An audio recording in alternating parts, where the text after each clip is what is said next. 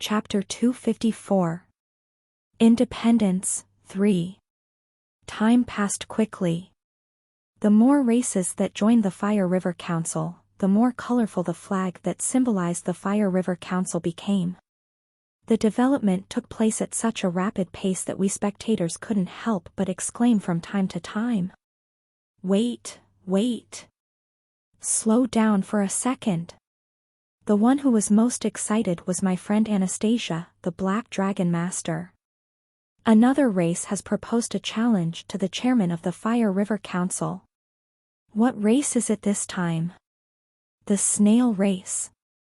Judging from the way they're dressed, they should be a miner. A snail miner challenged the council chairman to a duel. Really? Raising her finger, the Black Dragon Master pointed toward the hologram. You have eyes, use them. Focus your gaze and take a closer look.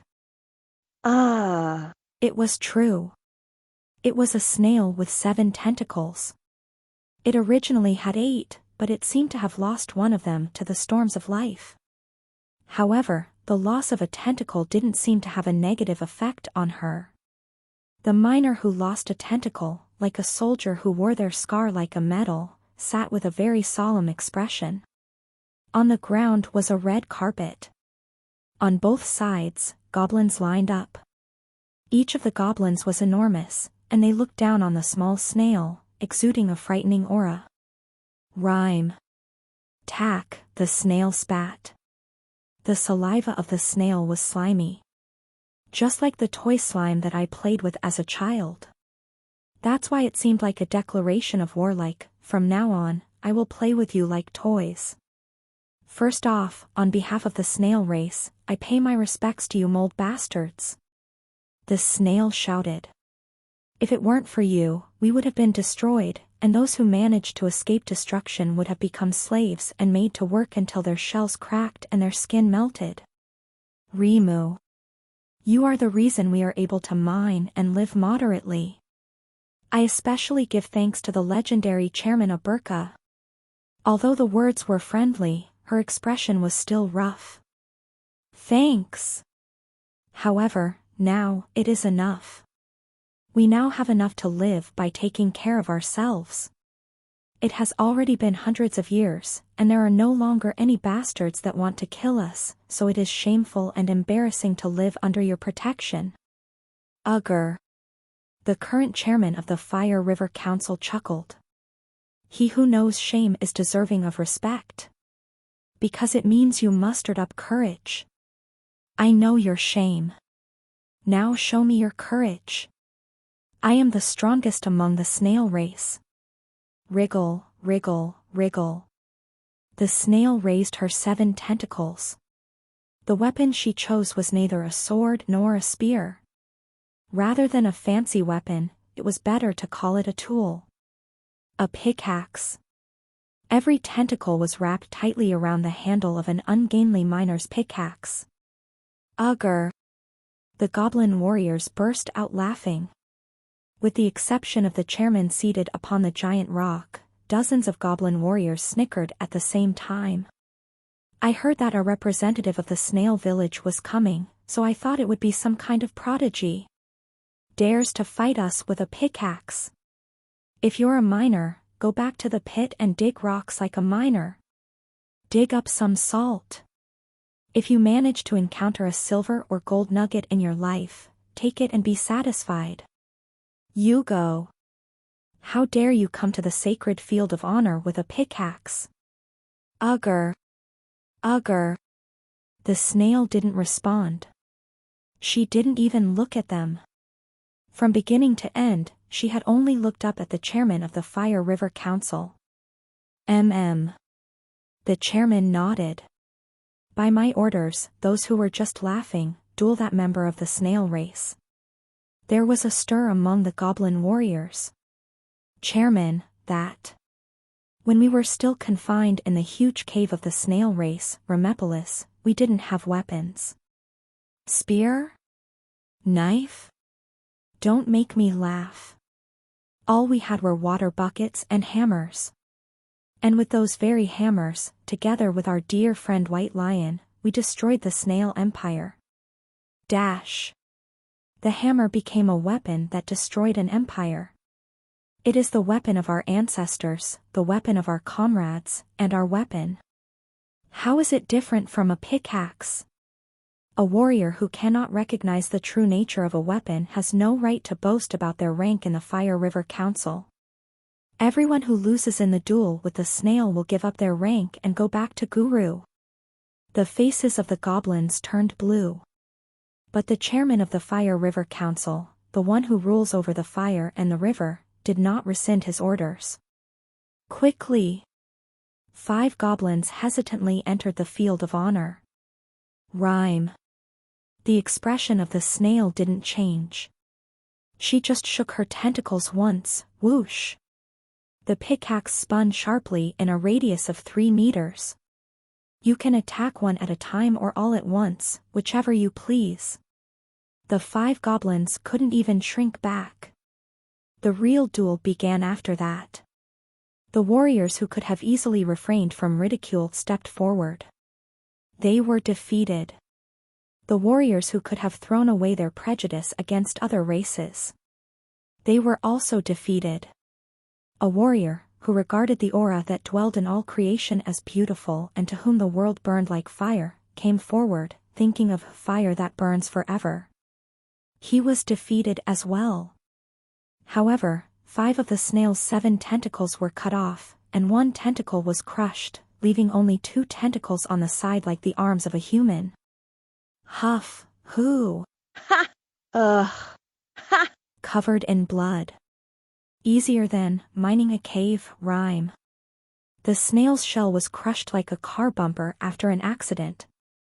Blood and mucus flowed all over her body. Looking down at the snail, the chairman of the Fire River Council, who sat on the seat that only the strongest warrior of an era could reach, laughed loudly. What is your name? Simslam. Leaking mucus, the snail groaned. The last descendant of the Rikamurime family, one of the 7 lords of the now-defunct Canyon City, and the successor of the Spiral. Impressive. The chairman of the goblin race bared his huge fangs. From now on, you, Simslam, will be the 2nd vice-chairman of the Fire River Council. Time flew quickly. In the history of the goblin race, a snail became the vice-chairman. It was an unprecedented event. Even considering the historic past when the snail race ruled over the goblin race, it was the first time such an important position was entrusted to an enemy race. Unconvinced, numerous goblin warriors challenged her to duels. And every time, the snail, Simslam, vice-chairman of the Fire River Council, defeated the challenger. She never backed down from a duel. A person who knows pride. The goblin race chose to tear down the sediment of their long history. A strong person. The goblins chose to bury the sadness of the past in the beauty of reality. That is enough. And so, the snails were officially accepted into the Fire River Council. At the very least, if they were strong enough to be ranked in the council, they wouldn't be ignored or mocked. The existence of the strong. This was the only commandment that was kept since the White Lion led them to Guru. Amazing. While everyone looked at the hologram together, Anastasia suddenly muttered. In the hologram, Simslam, the snail race vice-chairman, was greeted politely by the warriors who were ranked lower than her. They are less advanced than we are, their society is cruder than ours, it's not like they can accomplish many things like us, and they definitely don't know as much as us. The Black Dragon Master opened her lips slightly.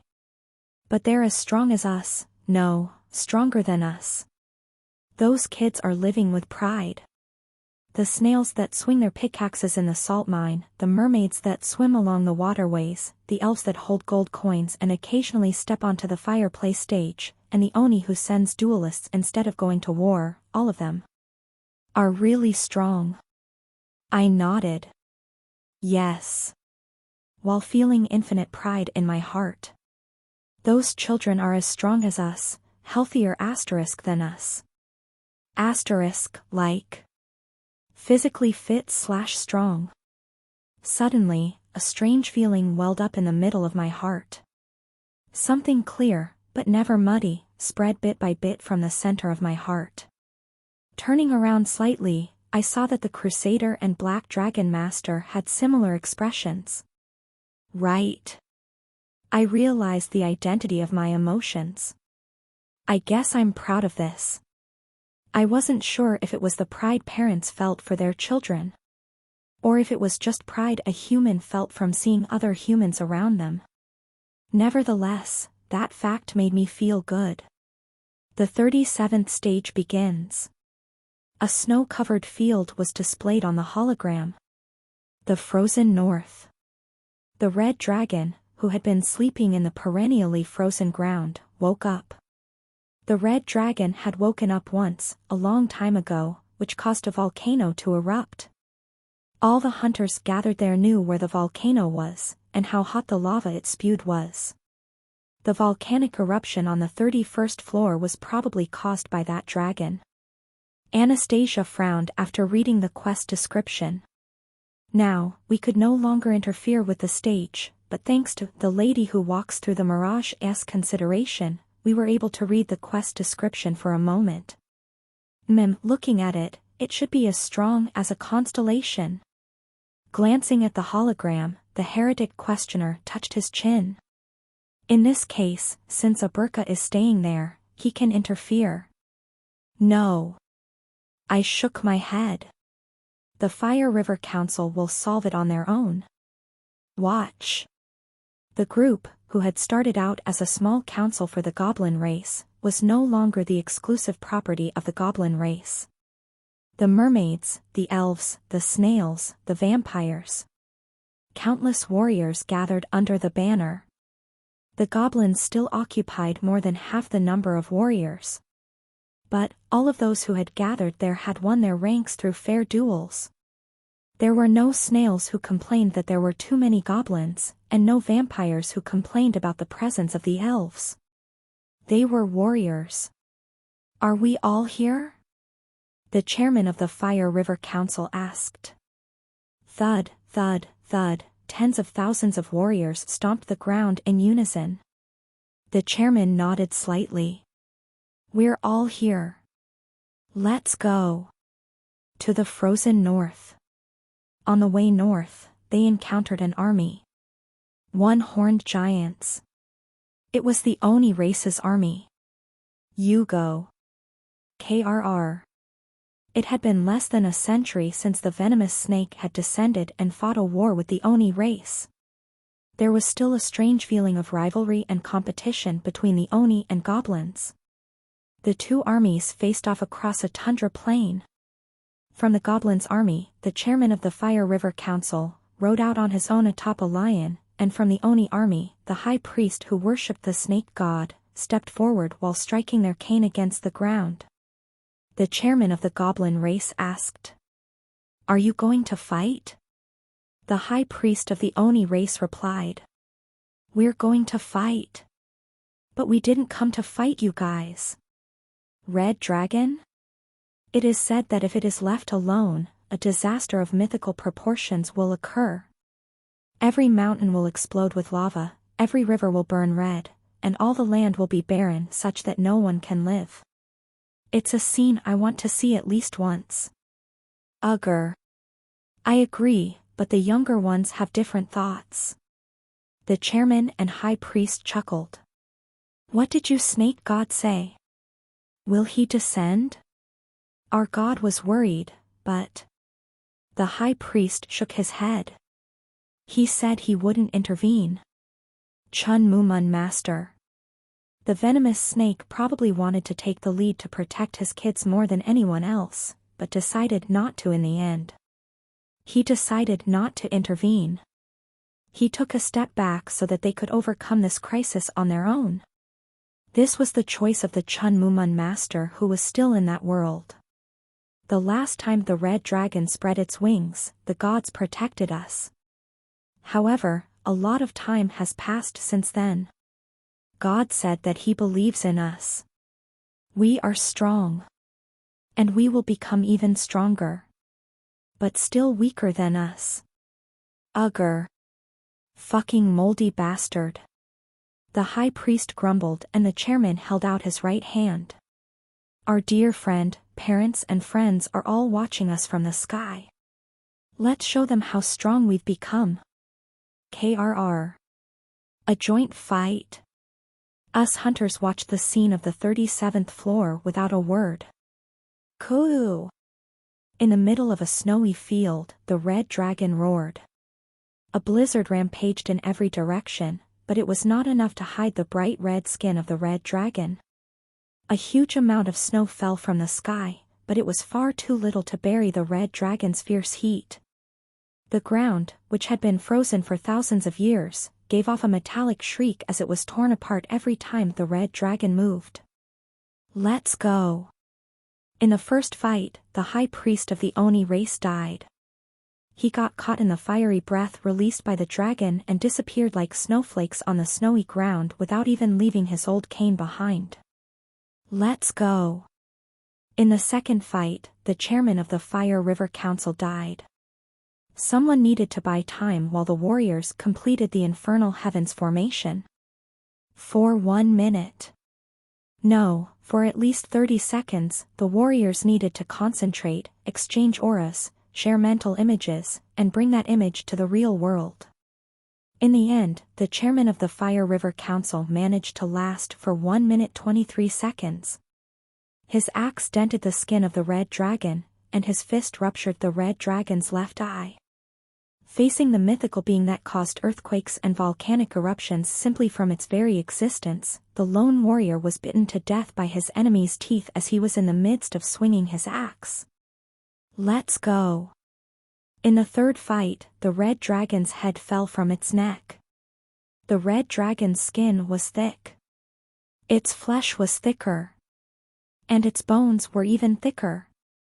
With one swing of the pickaxe, the skin was scratched, with 2 swings, the skin was dented, and with 3 swings, the skin was finally pierced.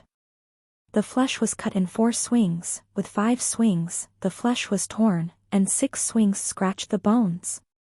7 swings of the pickaxe cut through the bone. Rhyme. With her only remaining tentacle wrapped around the pickaxe. A lone snail stood on the neck of the red dragon. It's easier than digging a cave. Then struck the final blow. As the huge head of the red dragon, which was as large as a hill, fell endlessly underground, it released the scream that remained in its mouth even after its head had fallen from its neck. The scream continued as it fell to the bottom of the glacial wall. At some point, the sound of the scream gradually receded, replaced by the sound of water. The red dragon's head fell beneath the surface of the icy sea. Rhyme. The snail on the cliff shook her head. Mucus splattered. When she turned around, she saw that very few of those that had come to the north were missing. 1, 2, 3. In total, 74 warriors died. Among them were the high priest of the Oni race and the chairman of the goblin race. Pretty good. The snail, who was the second strongest warrior on the continent yesterday and the strongest warrior on the continent today, smiled bitterly. Let's go back home. Rhyme. Simslam. The 629th chairman of the Fire River Council. It was the first time in history that a snail had become the chairman. Stage clear. The 37th stage has been cleared. A success without the help of any hunters. That was the first time a clear had been accomplished without the help of the so-called players. Gongja. What is it, Sir Sword Emperor? Haven't you forgotten a certain old man and the race he's taking care of? Let's correct it. That it was possible that this was the first time a clear had been accomplished without the help of the so-called players. That sentence doesn't really feel right. Anyway, it didn't matter. Ah! Right beside me, the black dragon master screamed and hopped in place while clapping excitedly. The work of the Chunmumun Master and the Sword Saint would definitely be resolved well. For now, I decided to just smile and bless the ones displayed in the hologram. Congrats on your independence, kids.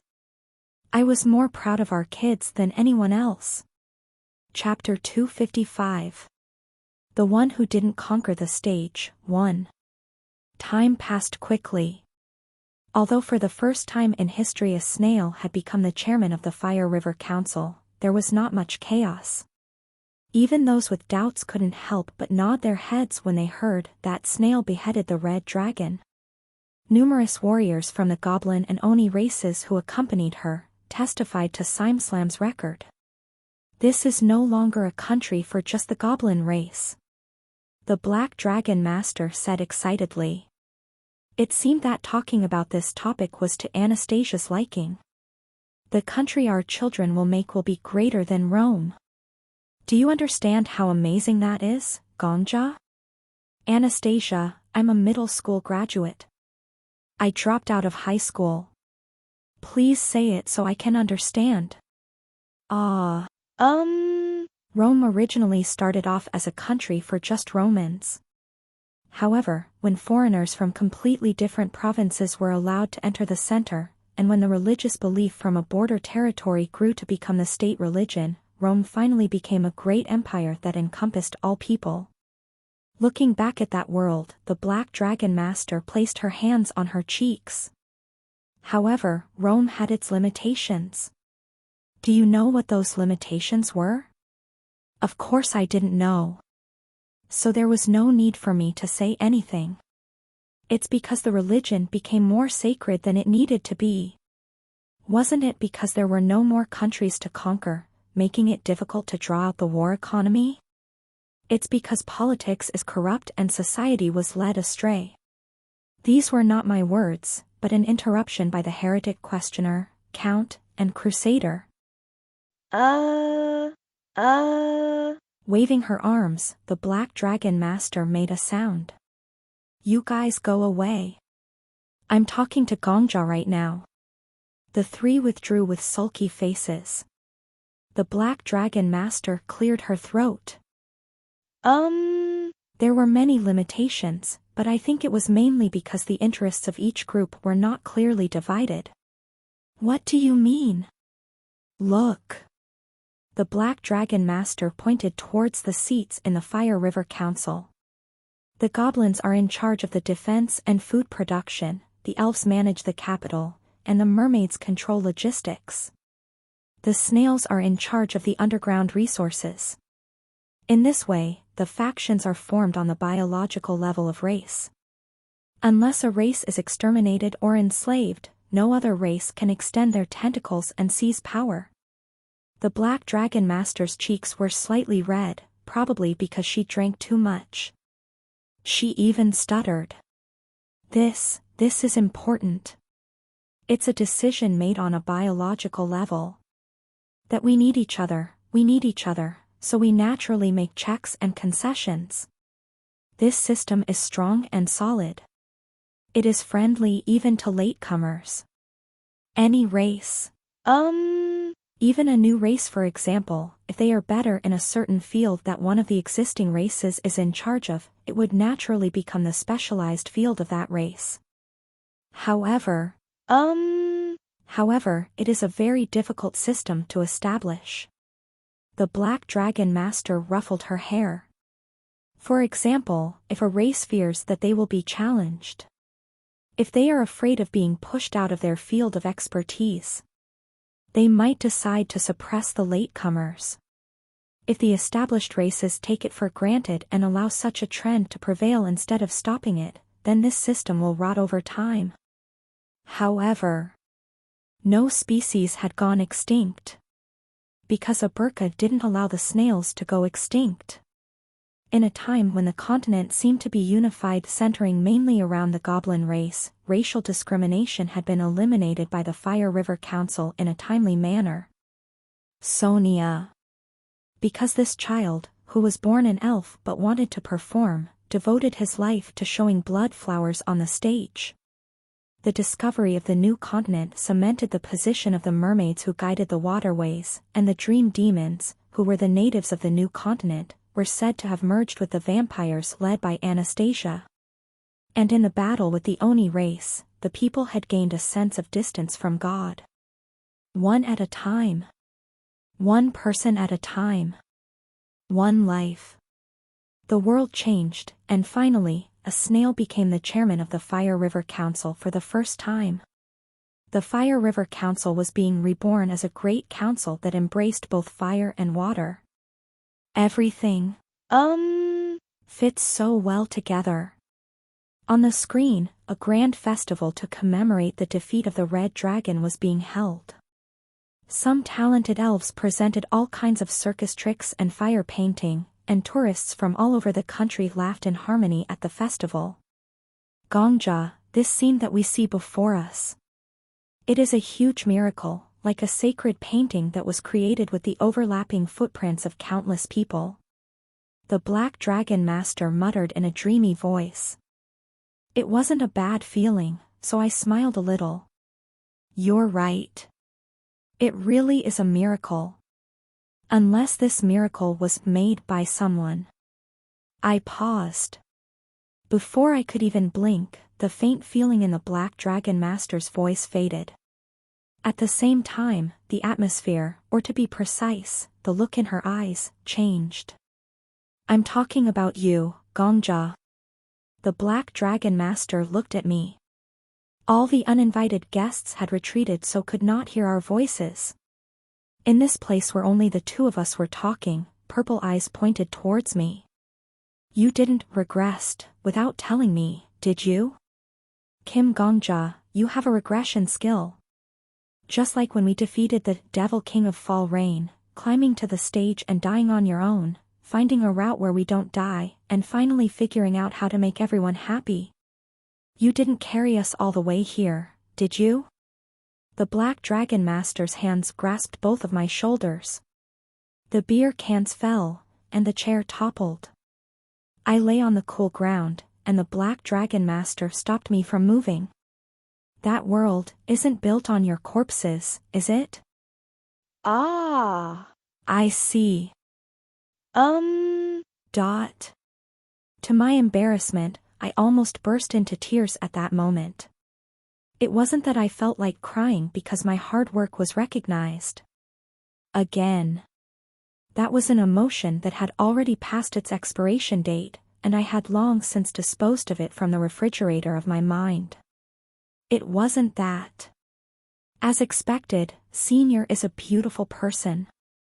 In Anastasia's eyes were things like sorrow, regret, gratitude, and anger. Things that weren't like those. And even things that I wasn't sure about. They were all mixed together. Even though I didn't have any mind-reading skills.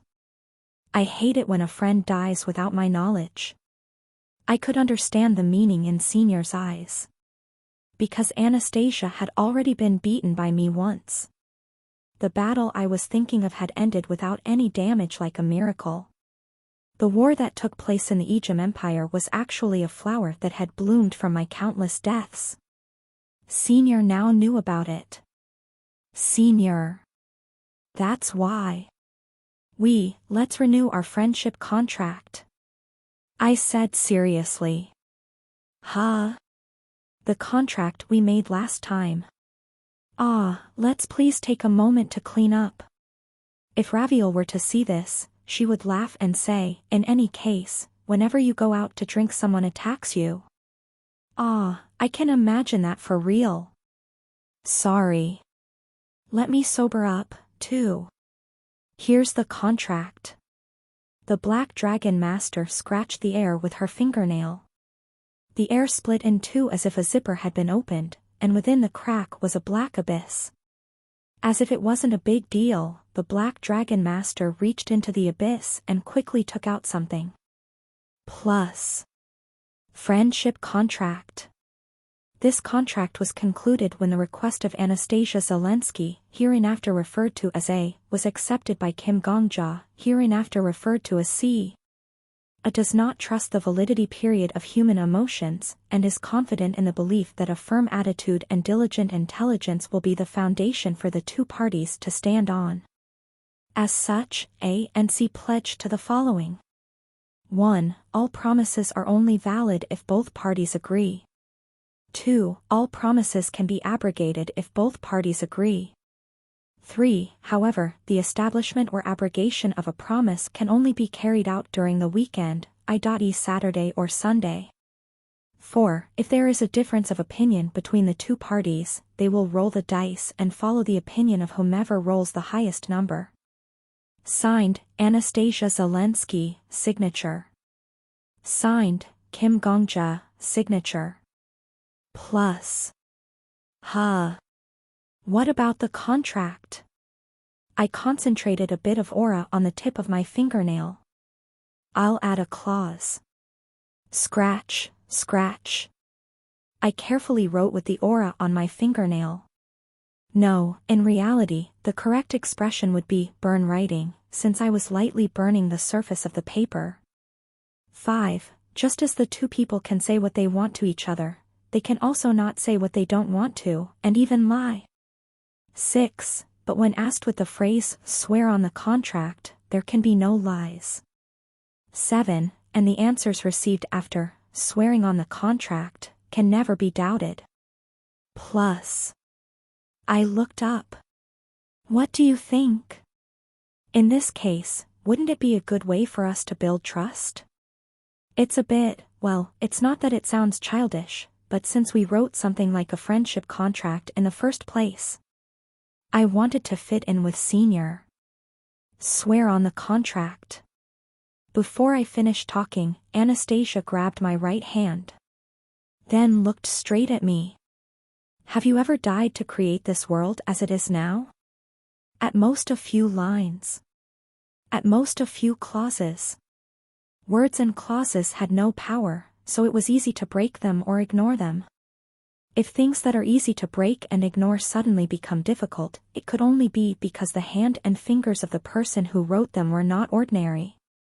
A country whose country was divided into two parts when they were a child. She lost her father while escaping through a crack. I didn't ask what happened to her mother and she didn't tell me. However, she had abandoned the world once.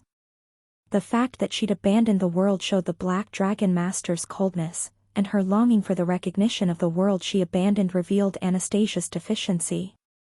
The rebuilding of the abandoned world in the tower revealed the Black Dragon Master's nobility, and the fact that she could not take her hands off of the tower she built showed Anastasia's anxiety. If her heart also had a color, it would also be black. However, nevertheless, she never stopped acting. Instead of sitting down and sobbing, instead of hugging her knees and shutting herself in, she always stepped out and dealt with the things in front of her. Senior Anastasia was a strong person. I died once. I said quietly. It would take a long time to tell you about that death. Who I met, who died, what happened as a result. I will tell you about them one day, no, as soon as we clear these stages. However, Anastasia, I can promise you one thing. I said to Anastasia. From the 31st floor to the current 37th floor, I haven't died once while clearing these stages.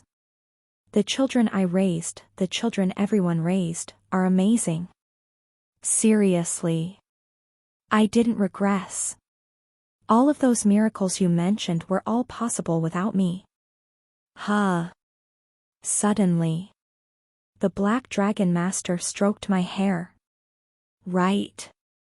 I see. Once, twice. Senior Anastasia's hand shook as she stroked my hair. Oh. Senior said. After being silent for a while, she said. We'll ask you to die one day. For the tower, for the world, for the people. It was a scene that was easy to imagine. I want you to die. To bring back those who died. To please turn back time. On the day I revealed that I was a regressor, Anastasia had said. On the pretext of sympathy. The lure of justice. The snare of brotherly affection. I will make sure a request to you without shame. She would take advantage of me. My life, and my friendship, for the sake of what's more important, I would become a human tool to be used for the tower. So, to be honest, I don't have the right to say these words, but I knew that Anastasia was that kind of person, and Anastasia also knew that she was that kind of person. Nevertheless. But I will say it anyway.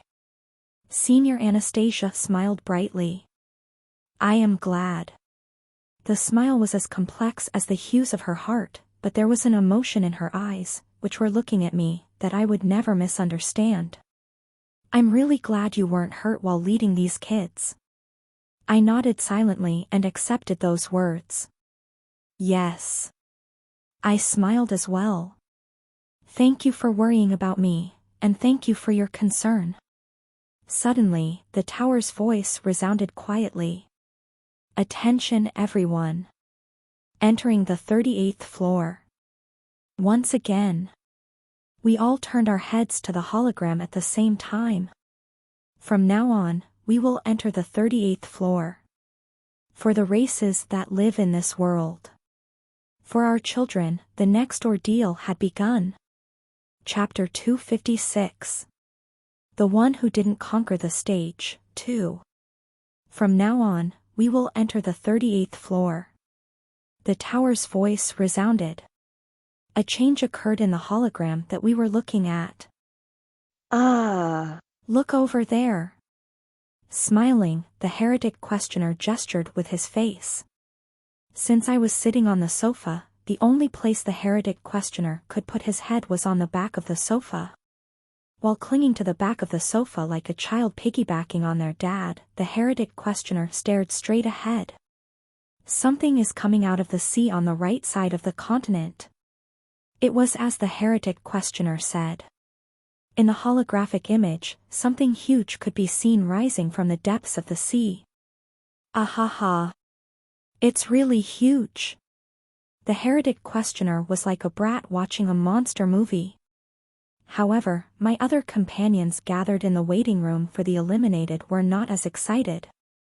The Black Dragon Master muttered on behalf of all of us. What is that? That resembled a turtle with a long neck. As it rose, the waves swept over its knees.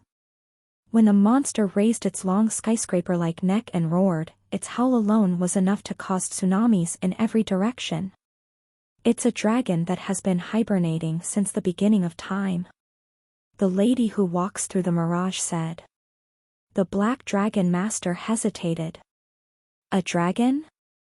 A dragon appeared on the 37th and it's appearing again on this floor? MHM. And to be honest, this one is a genuine dragon. In your terms, you could call it a constellation. The lady smiled brightly. You can think of the red dragon on the 37th floor as a disciple that this dragon commanded. Ruuhuer. A dragon roar erupted from the middle of the sea. Thud. Blue shell. Blue skin. Raising its paws, the blue-eyed monster headed to the coast. Thud. Every step it took caused an earthquake. Thud. Thud. After just a few steps, the monster, which was in the middle of the sea, had already set foot on the sandy beach. Thud. With the final step the monster took, it crushed the dense forest trees like stalks of sorghum straw. Ruuhuer. The monster shook the seawater from its head. Each drop of water that fell formed its own pond as it landed. Screech. The fish that lived in the sea, the animals that walked along the beach, and those that lived in the dense forest ran away in fear. Roar. Screech. The world became chaotic as animals from the land and sea fled. The constellation, the energy asterisk dragon that dwells in the deep sea roars. Asterisk, or spirit, or force. Even though we were just looking at it through a screen. We were all quiet. When faced with a monster the size of the Korean peninsula, it tended to be quiet. That's difficult.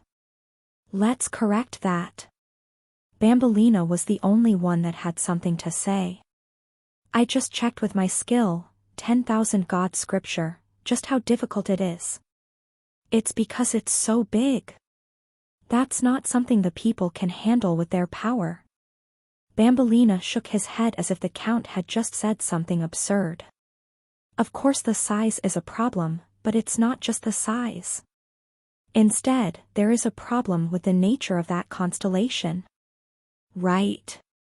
There were also many different types of constellations, and they weren't constellations simply because they were strong. At least as far as I know.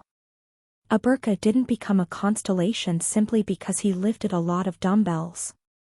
Aberka became a constellation because he overcame himself again and again. Due to being born with congenital albinism, he developed enmity towards the sun.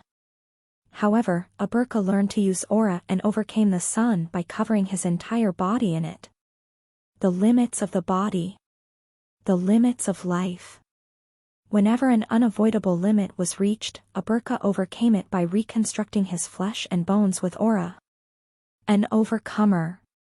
The one who rebelled against everything and eventually transcended everything, the world he was born in, the sun that nurtured that world, and the life he owed to the sun. Thus, the constellation, the musclehead who dreams of sinning against heaven, proved his determination and qualification to become a shining constellation in the night sky.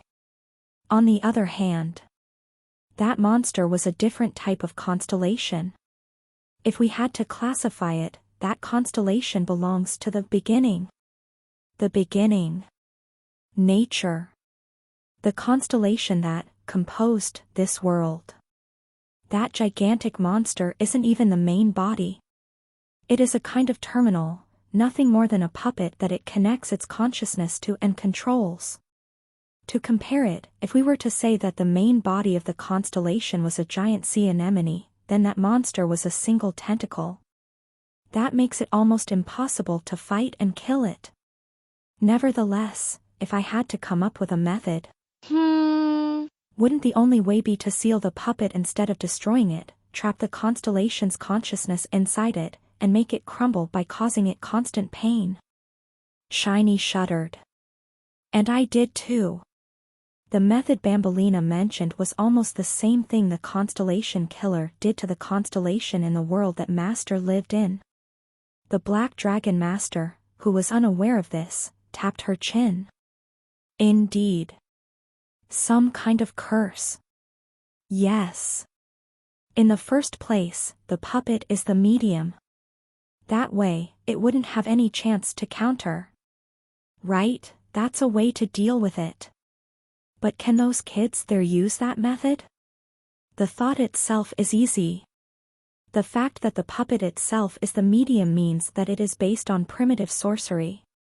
As the conversation between the Black Dragon Master and Heretic Questioner progressed, someone folded their arms. It was the Crusader. However, the question still remains on whether it is necessary to use such a method. Huh? What do you mean? According to the Heretic Questioner's words, that constellation seems to be the creator of that world. In other words, the inhabitants of that world can only be born and live because of that constellation, so unless there are lunatics who believe they should absolutely kill the constellation, there is no need for them to be hostile, is there? I shuddered. Shiny did too. There was a person among my vassals with such a history. However, apart from that, the Crusader's point was sharp. As expected of the Crusader. Before I regressed. The Flame Emperor had cleared the 40th floor. And since it was a world quest instead of an individual race quest, I knew the contents of this floor. However, isn't said creator about to destroy the world? I can refute you with the same logic, Black Dragon Master. Unless it has suicidal tendencies, that constellation has no reason to destroy the world. Unless it thinks the inhabitants of the world have made it a mess. As expected, that was correct. Actually, even if it's a mess, it won't destroy it. Flame Emperor. In the past, when Yo! So, ha! climbed the tower, the continent was completely ruined compared to how it was now. The fanatical elves worshipped the Flame Emperor as a god. Yo! So, ha! Ordered these elves to slaughter and conquer. Because the race and their god were so mad, they ended up annihilating all the other races or making them slaves. Except for the goblins. However, we'll talk about why those kids were able to survive later. For now, this fact was important. That constellation won't destroy the world. It would just do something a bit more nasty. The constellation, the energy dragon that dwells in the deep sea, roars. The dense forest, beach, and sea all shook. The roar the energy dragon released was so magnificent, it could be heard on the opposite coastline. Things that live on my skin. Races that flowed from my lungs. I am the great flow. No current in the sky, land, or sea does not flow from me. I am the flow is me. Those who can feel the flow are priests who feel me, and those who can use the flow are warriors that use me. People from all over the world turned their heads. The goblins scrunched their noses, the snails shook their antennae, the elves perked their ears, the mermaids opened their gills, the vampires flapped their wings, the humans turned their eyes, and the oni turned their horns. In a moment. An instant. Noses, antennae, ears, gills, wings, eyes, and horns were turned to the same place, and at the other end of their attention, a gigantic monster lay face down. A step from its back foot caused the beach to be hit by a tsunami, and a step from its front foot caused the dense forest to be hit by a tsunami. Ridiculous. Crossing his arms, Beihurayong muttered. That turtle bastard over there. Did he just send a voice transmission to every race in that world with aura? It was as Beihurayong said. The tremendous marvel instantly resounded across the entire continent. The humans tremble in fear at the mysterious voice. The mermaids shed their scales at the mysterious voice. The goblins become alert at the mysterious voice. The elves are surprised by the mysterious voice. The oni became displeased at the mysterious voice. The vampires suddenly fell into a deep sleep at the mysterious voice. The snails were surprised by the mysterious voice but finished their work. The entire continent fell into chaos. The responses for saying that chaos ensued are very diverse. TL, at the mysterious voice. What was going on? Why didn't anyone panic and run away, fall to the ground, or break down in tears? That's what happened when the Flame Emperor climbed the tower. Especially the vampires and the snails. Why did the vampires fall asleep all of a sudden, and why did the snails just go back to what they were doing? I looked at the Black Dragon Master and Heretic Questioner, who were on either side of me, alternately. Neither of them avoided my gaze, instead, they met it confidently. Didn't I tell you? The vampires merged with the dream demons. They probably went to have a race-level strategy meeting. It's really important for them to unite their minds before they act. Anastasia spoke casually, as if she was reciting the truth. I taught them to keep working as long as they didn't think they would die right away. It's better to swing their hammer one more time in their life. Bambolina spoke with a wide smile. I see. I couldn't help but lament. This is my best friend and subordinate. As I questioned my relationships, I heard the tisk tisk tisk of a clicking tongue. Birds of a feather really do flock together. Peas in a pod. They were meant to be together. Beihurayong cleaned his ear with his finger and looked at the hologram.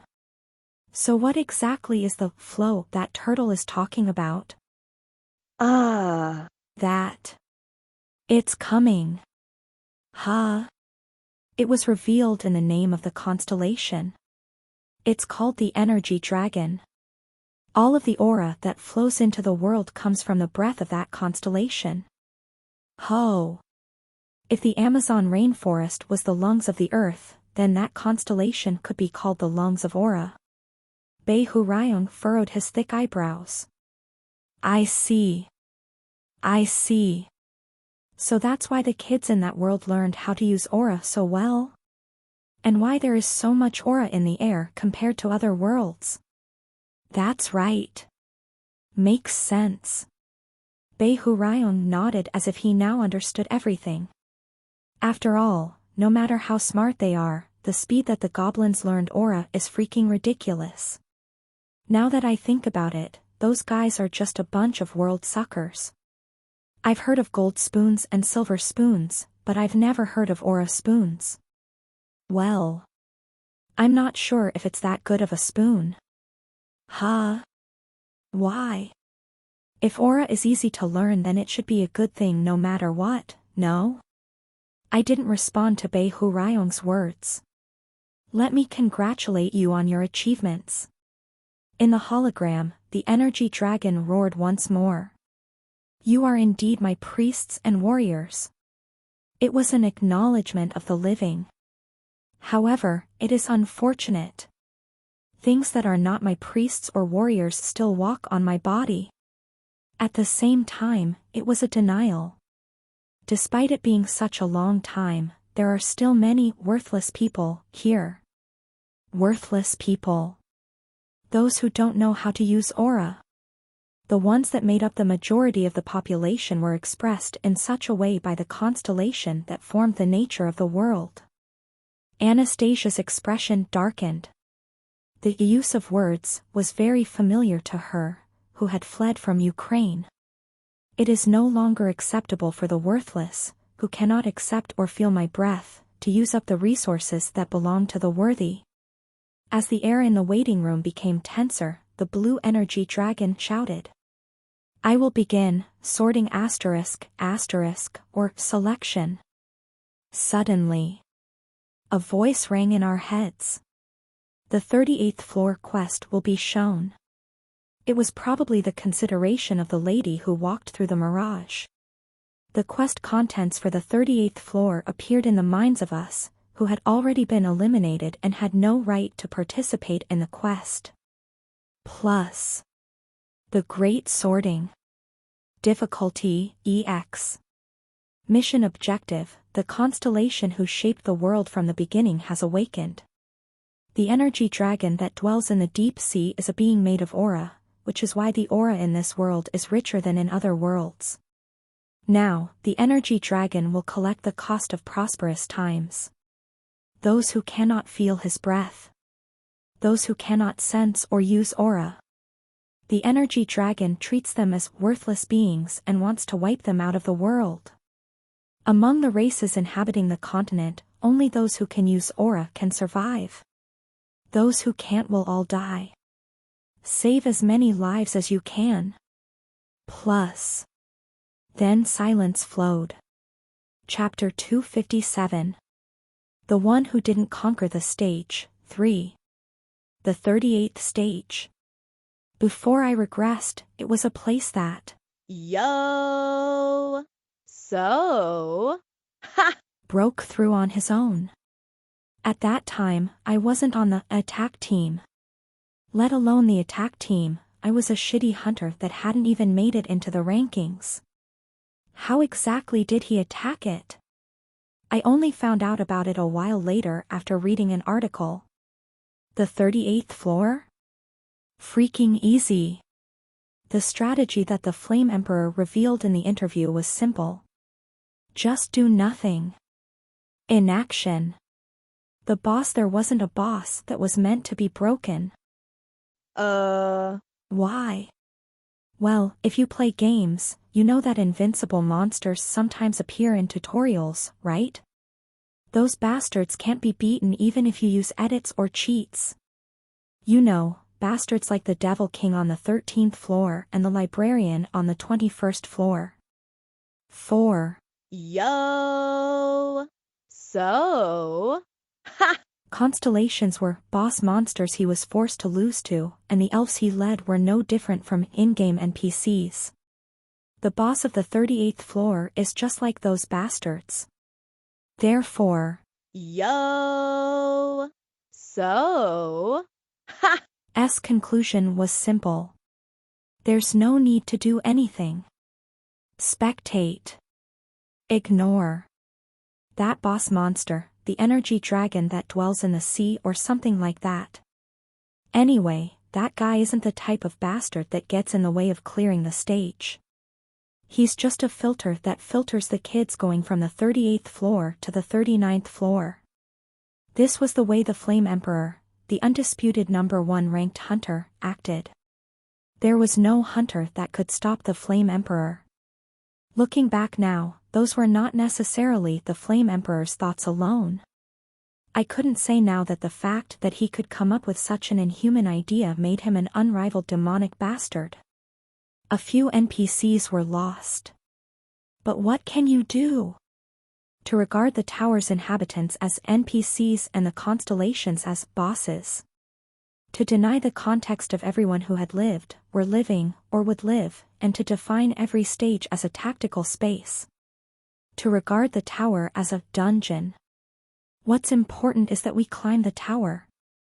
It was a basic principle that was shared by not just the Flame Emperor, but also every person that climbed the tower at that time. No, it also remained with me for a long time after I regressed. And with that basic principle, the next stage, the 39th floor, suffers the worst outcome. I shook my head. After I finished my recollection and returned to reality, I heard the sound of Anastasia's teeth. What is this quest? Anastasia was clearly infuriated. Sorting. Killing those children who don't understand aura. Isn't that hurdle too high? That's right.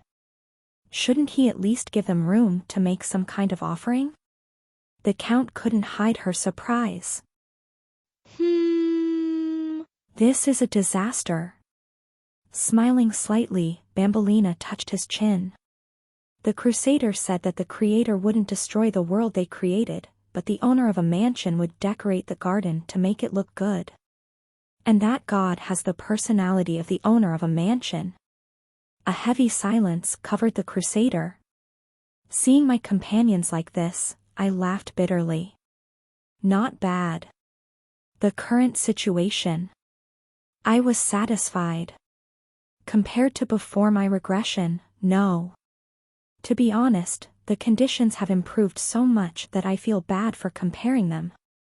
No one was thinking, the quest will clear itself if we don't do anything. Everyone regards the inhabitants of the tower to be people just like them. When you saw people as people, your attitude towards them would naturally match. If they considered abandoning the kids who couldn't use aura, then it could no longer be considered the attitude of treating them as the same.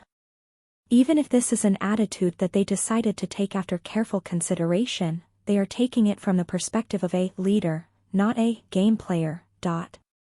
With that thought, the weight of the decisions they made would not be the same. It couldn't be. Kim Gongja.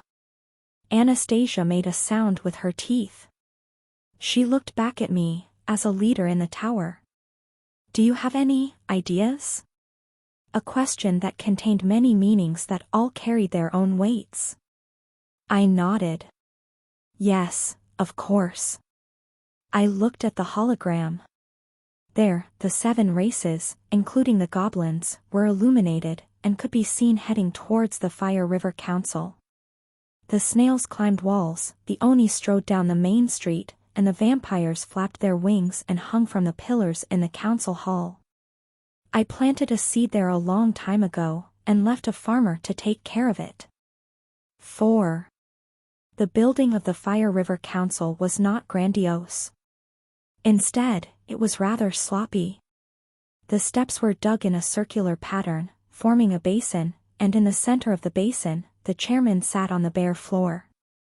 The floor was made of the same hard dirt as the stairs. Props used in fireplays were also scattered here. It was hard to think of this as the pinnacle of power ruling the continent. I heard a dog barking. Rhyme. Laying in the middle of the circular basin was a snail. I don't know if you heard it too. Rimu. The 629th chairman, Simslam. The hero who had chopped off the head of a dragon in the previous stage. In the blink of an eye, the warrior had become old. Her shell was shriveled and wrinkled, and her tentacles were no longer firm. The tentacles that had been cut off didn't regrow, so only the remaining tentacle wriggled. It said that those capable of using aura would live, and those incapable of using it would die. I was wondering if some fearless bastard was playing a prank on me. I tried to trace it, but it didn't work because that bastard is probably at a much higher level than me. Simslam scratched her back with her one remaining tentacle. The backs of the snail race were decorated with gorgeous blue patterns. Perhaps the goblin custom of painting tattoos on their bodies, the effect of primitive fashionista, that I had taught to them on the first stage must have been passed down. As the years passed, the patterns became more complex, but it was something that hadn't been eroded by time, and it made me a bit touched. What do you guys think? You go. We also tried to trace it and failed. I felt a being that is much stronger, much stronger than us. When questioned by the snail chairman, the goblins answered graciously. A wise move. This was because there were 11 warriors who thought it was ridiculous that the chairman had one tentacle left, so they attacked, and ended up with only one leg left like the chairman. That thing is too powerful to be considered a living being. That's right. Instead, it's more accurate to call it the will of nature or the violence of the world. No, what are you guys talking about? Then are you saying since we don't know what that bastard is, we should let all the kids who don't know how to use aura die? Huh? This is why I can't communicate with elves. Everything is led to a conclusion. All I'm saying is that the bastard who made all that noise is a tough monster. That's what you say before you surrender. Or it could mean that we want to go a couple rounds. We, as the group dealing with the incident of a voice in our heads, call for a fact-finding committee to thoroughly uncover the possibility of conspiracy in this situation. There was a heated debate in the Fire River Council. Simslam had been the chairman for the past few decades. In that time, the appearance of the council, where the goblins once occupied the absolute majority, had changed. Becoming multiracial made it easier for the council to cope with various situations, but it also made it easier for dozens of opinions to collide. More and more people began to say strange things like the last statement. It was at that time. Everyone be quiet. I just received information. In the midst of the chaos in the Fire River Council. Sitting in the middle of it, the representative of the vampire race, who had been asleep, suddenly opened both eyes. Everyone, close your eyes and take a nap for an hour. From now on, I will use the dream notice to send you images. The members of the Fire River Council looked at each other. It wasn't long before they all leaned back in their seats and fell asleep. Sleeping in the council would usually be seen as a dereliction of duty, but in this case, it was an indisputable performance of duty. In the dream that they were welcomed in, the representative of the vampire race unfolded the dream notice. This was a power that was obtained by merging with the dream demons. As a result of several restrictions, it was not possible to violate people's dreams like the dream demons had in the past, but they could still use it to share fragmentary images, which was enough for now. What in the world? What is that monster? Thus, the cutting-edge information obtained by the vampire race's intelligence unit by busily flapping their wings was passed on to the members of the Fire River Council. The energy dragon that dwells in the deep sea. In less than a day, the location and identity of the giant turtle was revealed. It's huge. Fuck, Is that a turtle or a continent? We could probably go live up there. No matter how many times I swing my blade, I probably wouldn't be able to scratch it. Is it covered in aura? No, it feels like its entire body is made of aura. The council members, who began to wake up one after the other, began to make a fuss once more. Quiet. Slap. The current strongest person slapped the ground with her tentacle to stop the uproar. Let's sort things out first. The commotion gradually calmed down. SimSlam spoke. That unidentified monster, that turtle, called itself the energy dragon that dwells in the deep sea. It is probably a being with a special name like the gods we worship, so we should seek advice from someone who has been in direct contact with the gods. SimSlam's words created a stir in the council. By gods. Chairman SimSlam, are you talking about something like the Great Puppy? However, Rimu wasn't the bloodline of the divine beast cut off. Damn it. Not only did we lose the Holy Land, we even lost the descendants of the Great Puppy. If it wasn't for the chocolate from the New World, Rhyme. We, the group in memory of the Great Puppy, would like to strongly recommend that a fact-finding committee be established to uncover the conspiracy of poisoning the divine beast. Silence. Slap. SimSlam once again hit the floor with her tentacle. There was a time when the Great Puppy, White Lion, and Snake God walked among us. Rhyme. And there were people like Gork who communicated directly with them. SimSlam looked around at the crowd. In her eyes was a kind of wit that transcended the prejudice and distrust of her race. And isn't the second prophet who came after Gork still alive, sitting alone on the most perilous snowy mountains on the continent, resting his eyes and waiting for the day his family head calls him again? That's right. Just like the venomous snake decided to stay on the stage and persevere, Aburka also remained in his homeworld. If I go with Daddy and disappear like this, there will be trouble. Moreover, since Daddy is Daddy, he can only watch his children's independence, but I am Daddy's eldest son, so I am the older brother of the goblin race. Their big brother. And a big brother can interfere with his younger siblings whenever he wants, whether they like it or not. So go and come back, Daddy. I will wait for you just like I did before. However, he hoped that they would reunite a little sooner than they did that time.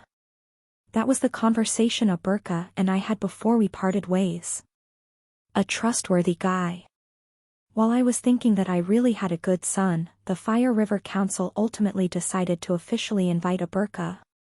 Some protested, saying that they didn't want the interference of their ancestor, but they were only able to express their will and were unable to come up with a suitable replacement plan. A will that cannot be proven is nothing more than a thunderclap. Breaking through all of their thunderclaps with her lone tentacle, SimSlam then shouted. Summon Aburka, the 212th chairman of the Fire River Council. A summoning ceremony was then held. Aburka seemed to have told his descendants to perform a special ceremony if there ever came a time when they needed him. 12 warriors with particularly large amounts of aura gathered all of their aura together and fired it straight into the air with all their might. Blue, yellow, apricot, a mixture of 12 different colors pierced the clouds. The beams of piercing aura were so clear that they could be seen from the other side of the continent. The aura, which was only shot as a beam of light without any killing power, lasted for only about 6 seconds before it began to fade. Huff, huff. I'll never, Yugo, do this again. Exhausted, the warriors sank to the ground. Budash, but is this really what the ancestor wanted? I don't know. Yugo. This seems to be our first time trying it. Even so, I don't think he'll be here anytime soon. Let's count how much time passed. 1 minute, 2 minutes, 3 minutes. Just as exactly 200 seconds were about to pass. Yugo? Just at that moment, a goblin, who had been looking up at the sky, tilted his head to the side. Something like a meteor. That moment. Something made a loud sound as it landed in the middle of the Fire River Council. Boom! The Fire River Council was turned upside down. Oog yak. Rhyme. Dust spread in every direction like a wave. Those with antennae swung their antennae to withstand the air pressure. Those with horns used their horns, those with wings used their wings, those with gills used their gills. After a while, the dust settled, and a huge figure could be seen standing in the crater created by the impact. The musclehead who dreams of sinning against heaven. Aburka. A literal living legend had appeared. Yugo, I had a feeling you'd call soon. Aburka didn't ask the council members why they called him. Indeed, what was currently happening in the world was obvious to everyone. Aburka. Simslam called out. We wish to receive guidance from you, our preceding chairman. Do you have any advice for us on that turtle bastard's intimidation? Aburka smiled brightly. Seeing as you called it turtle bastard, it seems that you already figured out that monster's identity. Yugo. You guys really work fast. I appreciate the compliment, but does that matter? Of course it does. My advice to you is very simple. Aburka crossed his arms. Since you've already figured out its identity, then you should know that the energy dragon is a huge mass of aura. In itself, it can be called a pure crystallization of aura. Sitting in the lotus position, Aburka, the warrior who had reached the sky, took a deep breath. It was the basic aura training method. And, Yugo, if that is the case. A stream of pure white air was sucked into his nostrils, and swept through his body before exiting. Isn't it enough to breathe it in like this? The members of the Fire River Council tilted their heads. Breathe it in. What do you mean? Getting to his feet, Aburka grinned. You don't understand. What? Fools. That mountain-sized turtle's body is made up of pure aura. I wish I could accumulate that much aura. Yugo, that huge body is no different from a miracle elixir that would put even 1,000-year-old wild ginseng to shame. Only then did some of the council members pause. The council members who understood Aburka's words widened their eyes, or wriggled their antennae, and soon began to converse with those near them. Standing among them, Aburka then delivered the final blow. Gather the people. Not just those who know how to use aura, yet even those who haven't embarked on the path of aura yet. Gather tens, hundreds, thousands, tens of thousands, hundreds of thousands, millions of people. Ugher. This is not a crisis. It is an opportunity. This is a golden opportunity that will never come again to let even those who are the lowest of low rise to the top. Dash. Collective aura training. No, what Aburka was suggesting could be called the Great Absorption Technique. Gather everyone and let them climb onto that turtle's back to carry out their training.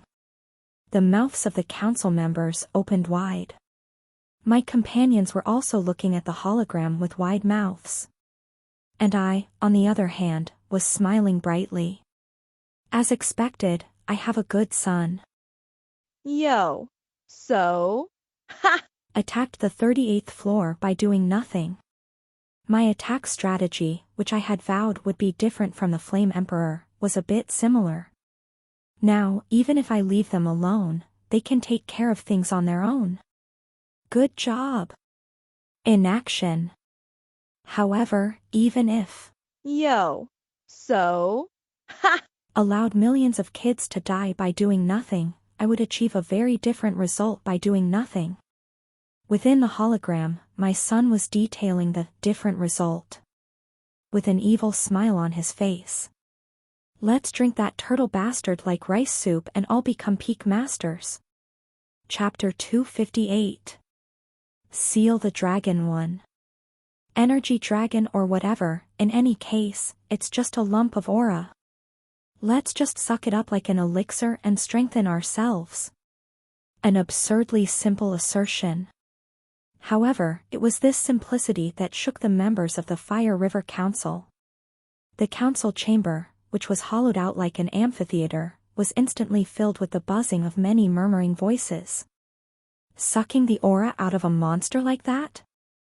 Is that possible? It's ridiculous.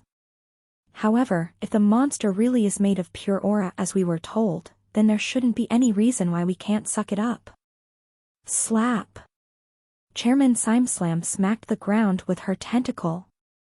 Quiet. Everyone immediately fell silent. The Fire River Council was a place where respecting the strong was still prevalent, so the chairman's behavior could be roughly translated as, "Excuse me, but I hope all of those weaker than me would kindly shut up."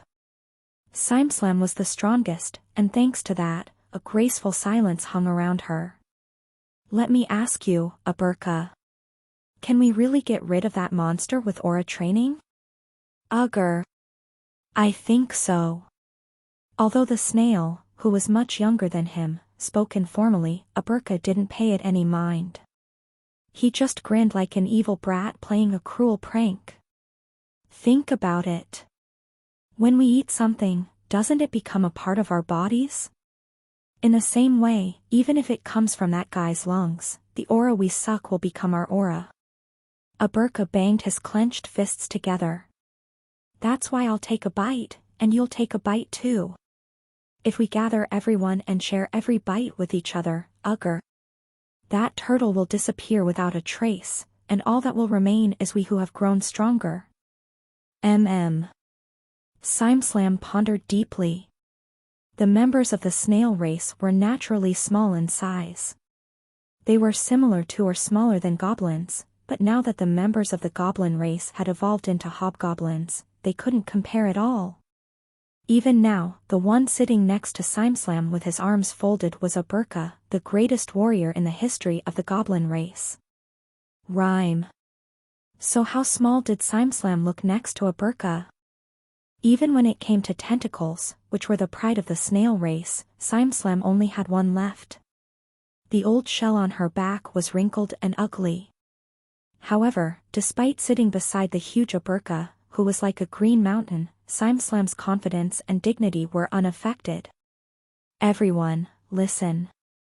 Maybe it was natural. We will now determine the Fire River Council's course of action in this unprecedented situation." I had spread the teachings of the demonic cult in that world, and the goblins were a race that had been disciplined and trained according to those teachings. The snails had submitted to and been living under the goblins for hundreds of years. The teachings of the infernal heavens had also penetrated the Fire River Council, therefore, if Aburka could be considered the first heavenly demon, then Simeslam was the 417th heavenly demon.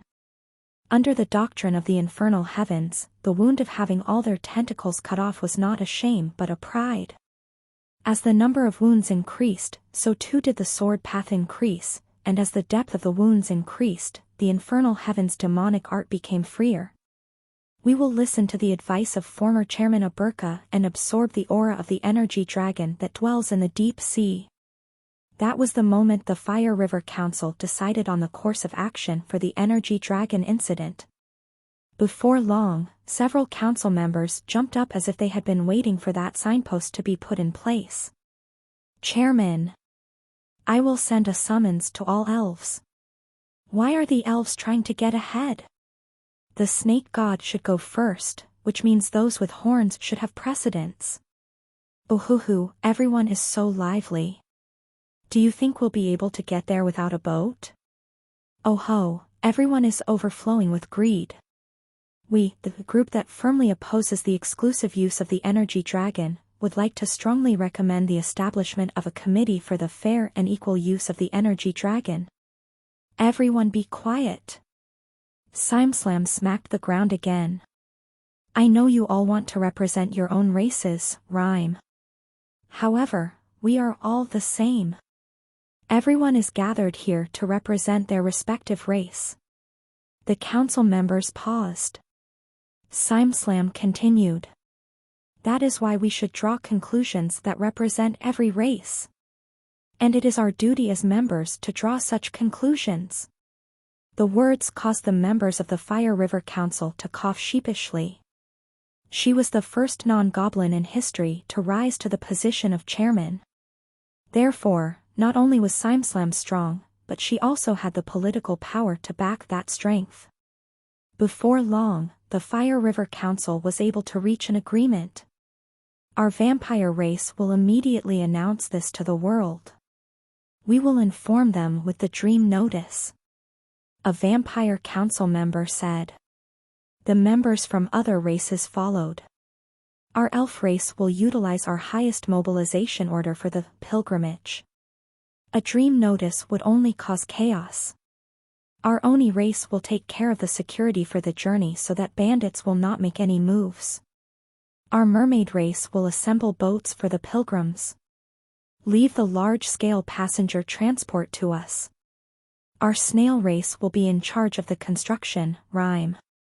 That turtle is huge, so we will need to construct structures to get on its back. Our goblin race will mobilize all the fire play troops. Ugher. We also plan to share the know-how of the theater companies to create a study fire play that will allow beginners to easily practice aura. Even the issues were sorted one after the other. SimSlam was not satisfied. You idiots! Aren't you forgetting the most important problem? Looking around at the council members, SimSlam said. If you want to make turtle soup, you have to catch the turtle first. Rimu. However, that turtle is still alive. How can you talk about which plate to put it on before talking about how to cook it? Once again, shame blossomed on the council members' faces. Happily watching this scene, Aburka, the former chairman, smiled.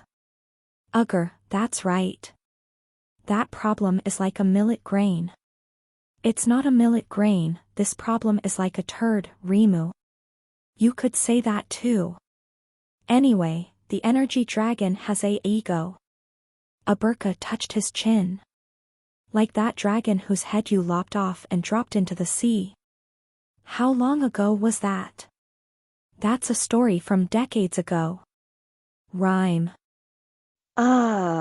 Sorry. Ugher.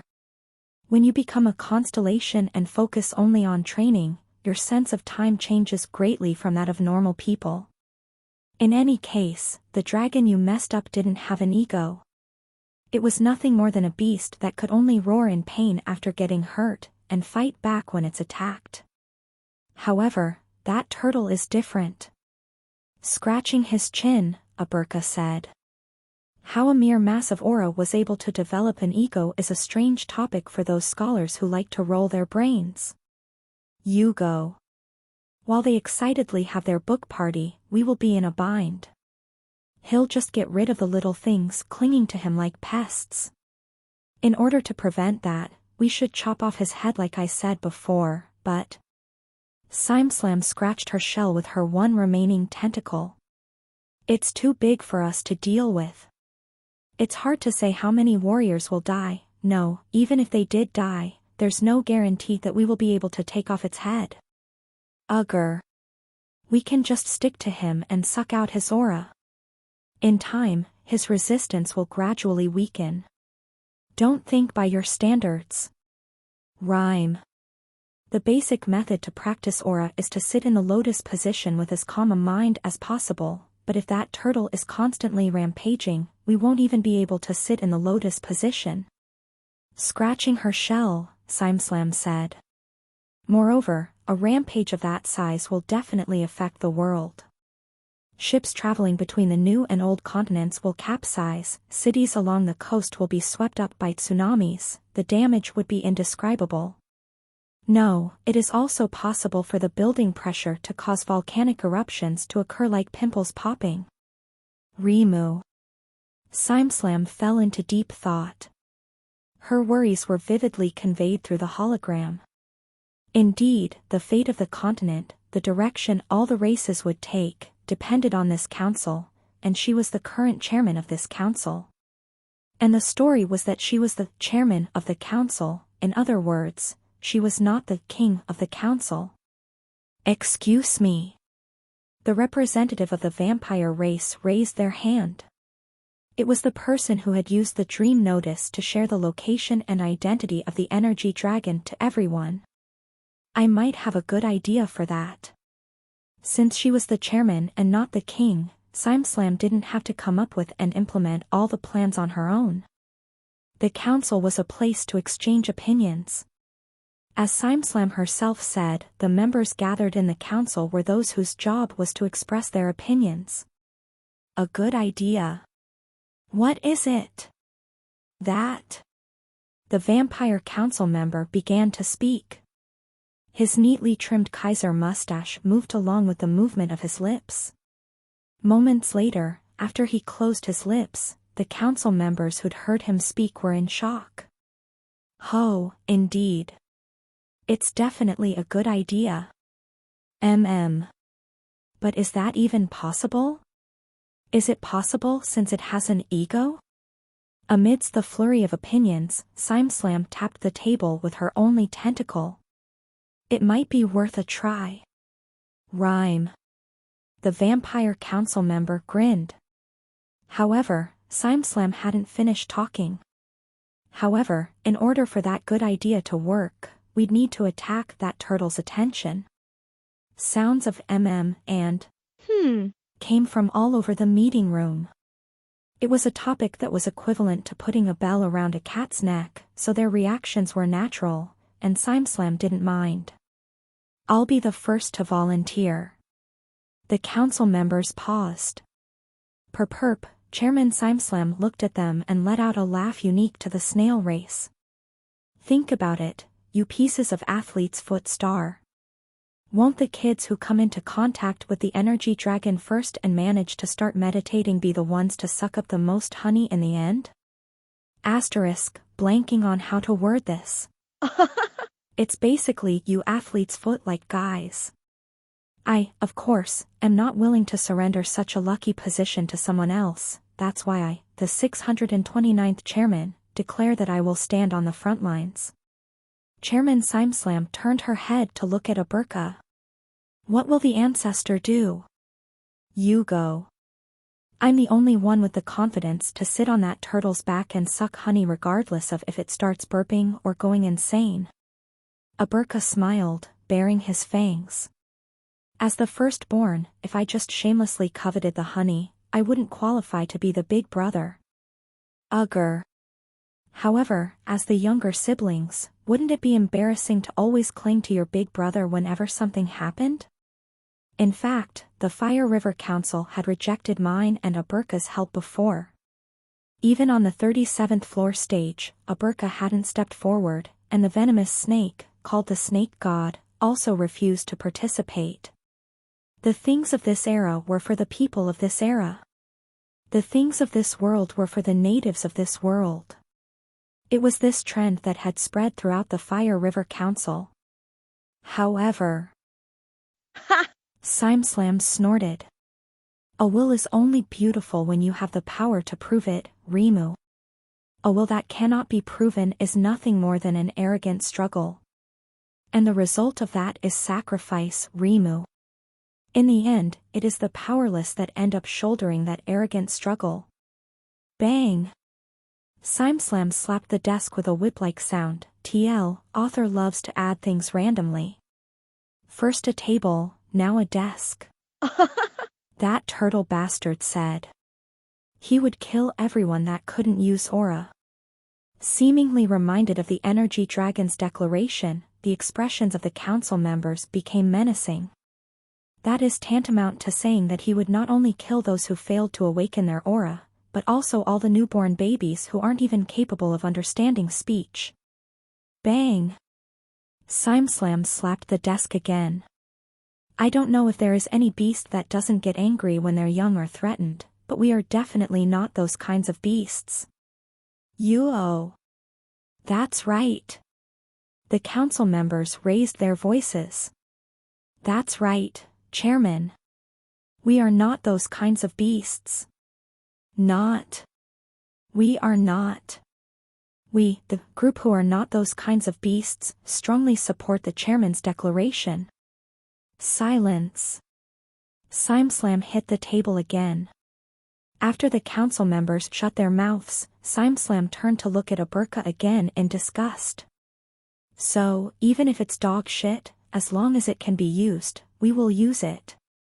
Will you help us, ancestor? Ugher. It's a bit harsh to treat me like dog shit, but fine. Aburka smiled. I'll help. Good. Simslam nodded. Then, let's organize a special operations team to attract the turtle's attention centered around the ancestor and me. Rhyme. As mentioned before, those who volunteer for the special operations team will be the first to obtain the right to climb onto the turtle's shell and sit. The special operations team was quickly formed. Like ants clinging to honey snacks that fell to the ground, there were countless requests to join. After all, not only was the Fire River Council a meeting of council members, it was also a gathering of warriors. With the chairman volunteering to be the front line, there was nothing to fear. It's a bit short. Nevertheless, Simslam frowned. To be honest, apart from me and the ancestor, the level is a bit low. I don't know if 200 or 300 more powerful guys could fall from somewhere. Cuckoo. Suddenly, the door of the Fire River Council opened. We were waiting for those words. As the large door opened, the sunlight poured in.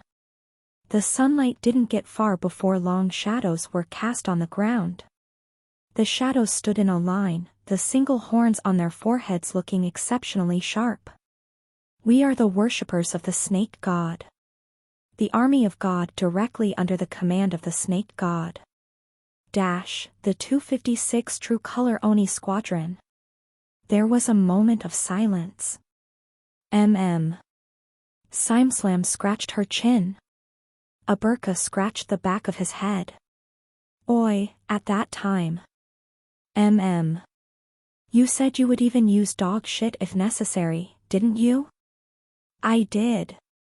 Then will you use them? Give me a minute, Rhyme. I'm seriously contemplating it right now. And so, after a long time passed, that day's Fire River Council meeting came to an end. And after a while, those with a mission began to move towards the energy dragon that dwells in the deep sea. It was the commencement of a pilgrimage path that would later be called the Road of Aura. Ruawar Dash. The energy dragon that dwells in the deep sea, the strongest energy dragon, howled. The energy dragon that sank to the deep sea was strong enough to be called the strongest in the world. Yuk. Kaya. It defeated Aburka, and the 256 True Color Oni Squadron as well. It defeated all that came at it. The energy dragon who sank to the deep sea was the #1 in the world. Wah, we're doomed. Damn it, run away. All the worthless beings that failed to awaken their aura fled. However, the energy dragon still smashed them. Ah! Damn it. Aura, if only I had studied aura hard.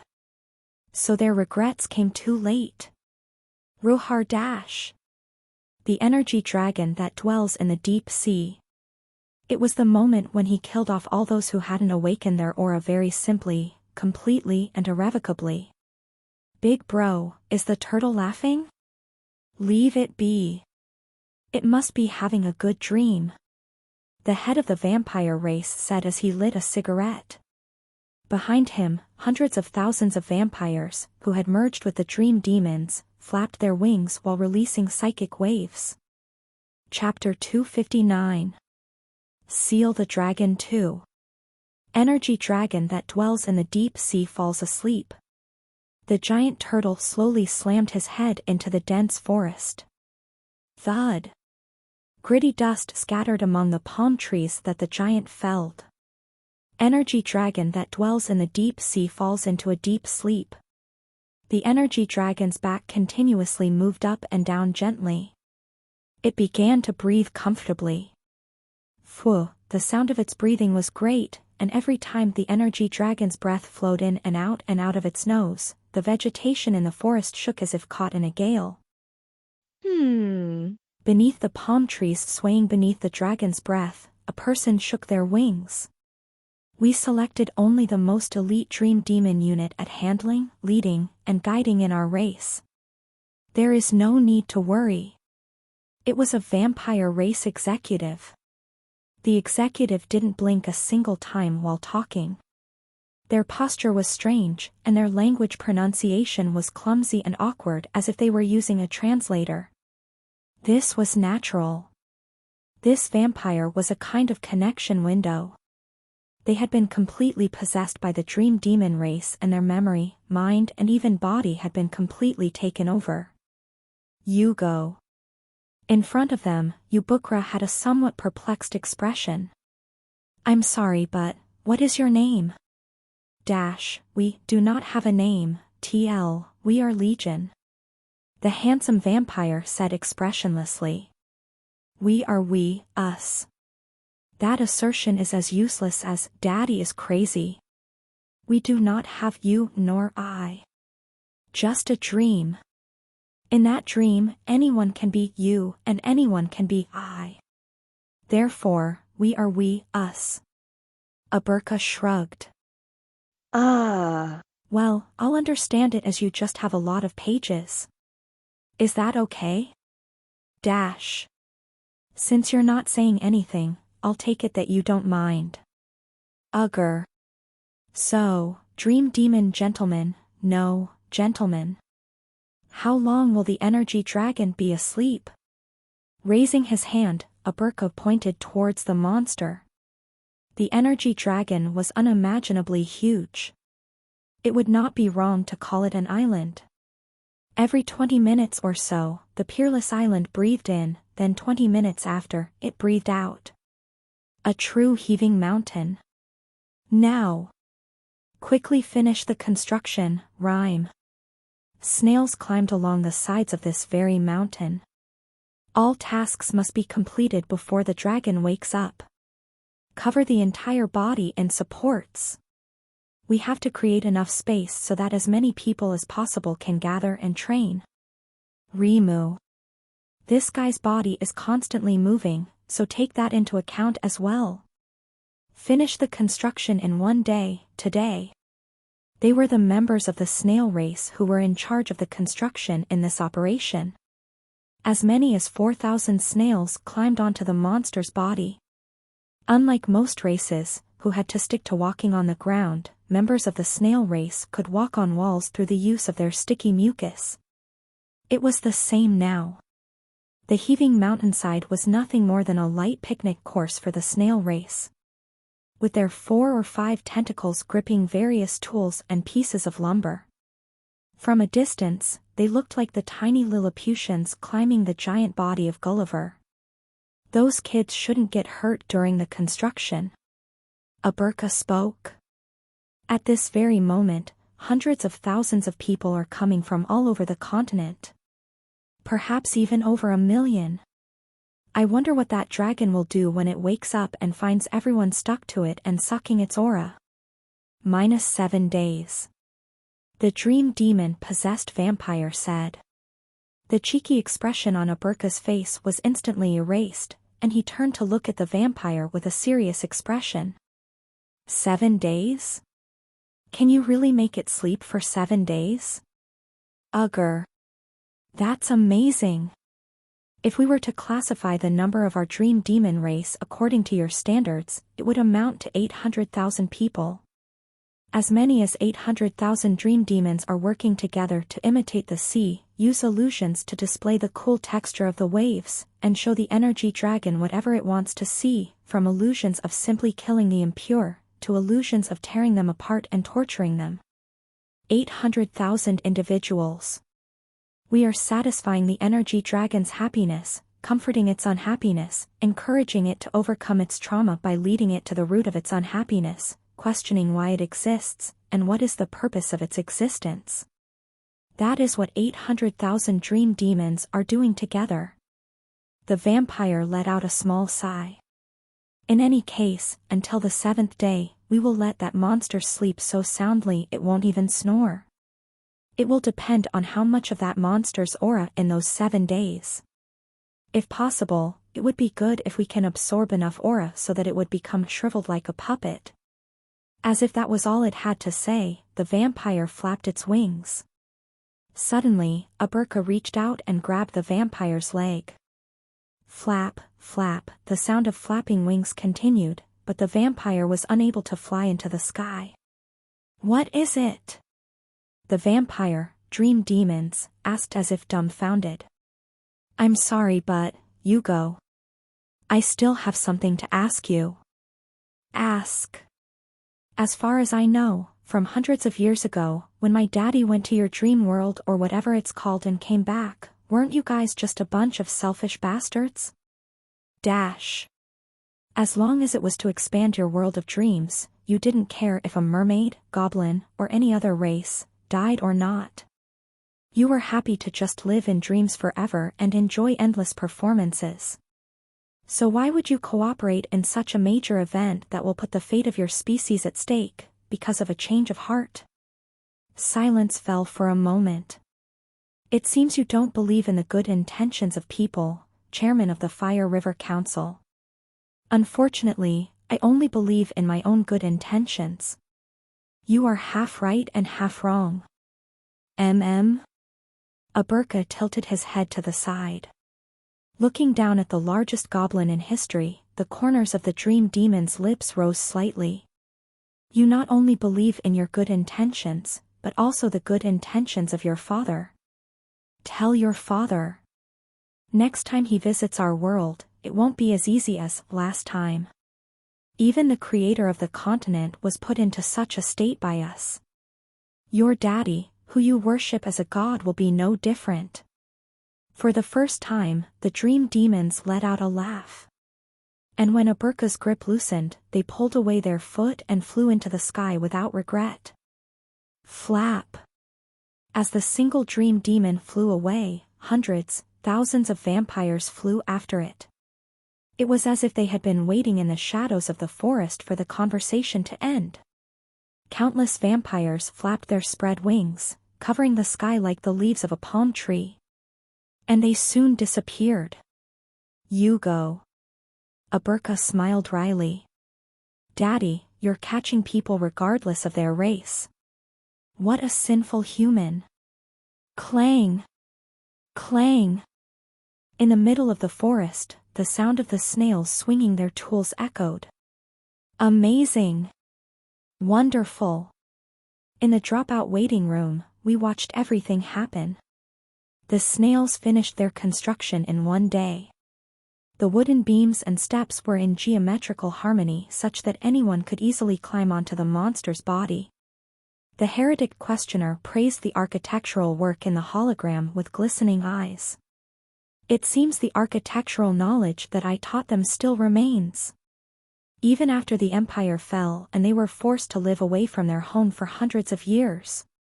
Ahaha. Knowing that my children didn't forget my teaching is more pleasant than I expected.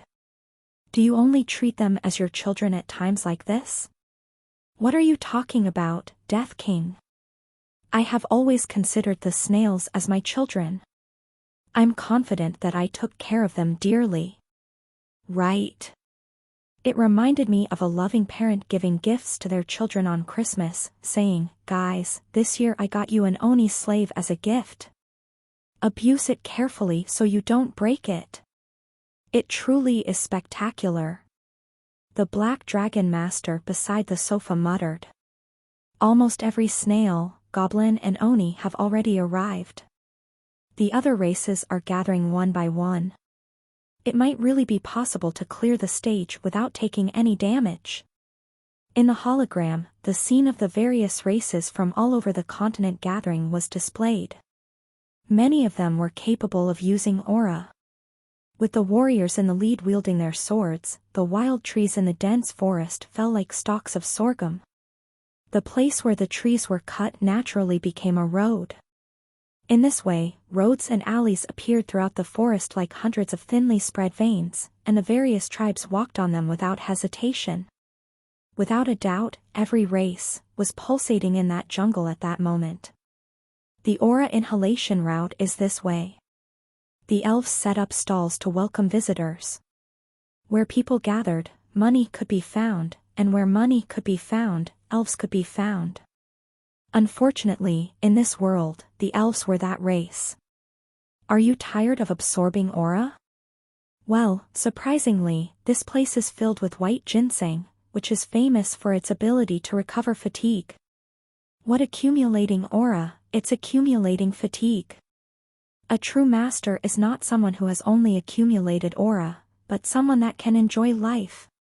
Drink a bowl of white ginseng soup and keep going. It's not good to skip sleep and sit in the lotus position all the time. You need at least 7 hours of sleep every day. There are many bugs in this place, and the leaves are uncomfortable to lay on, which makes it hard to sleep well. But fear not.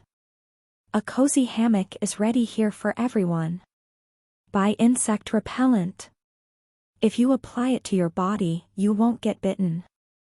Buy insect repellent. No, they seemed a bit too vigorous. Did they go there to suck aura or make money? We all turned to look at the Count in amazement. Why are you looking at me? Still in the form of a cat, the Count leisurely scratched her chin. In the first place, you should always make money whenever you can. Money is like a tide, so whenever it's fortunate enough to come, you must grab it quickly. In that regard, I think I raised those kids well. If I could, I even want to send some of my subordinates from the Sangreon and let them learn from them. Count, no, never mind. I hope you remain the same forever. The Crusader pet the cat's back with a sigh. Meow, as if enjoying it, the Count sat on the Crusader's lap. In contrast to the relaxed atmosphere in the dropout waiting room, the characters in the waiting room moved busily. -0000000. It's time. Ah. Leave it to us. FFFFFF. 256 Oni climbed onto the energy dragon's back and sat in lotus position at the same time. Hew up. Then, each of the Oni released a bright aura and demonstrated the Great Suction method. The so-called 256 True Color Oni Squadron.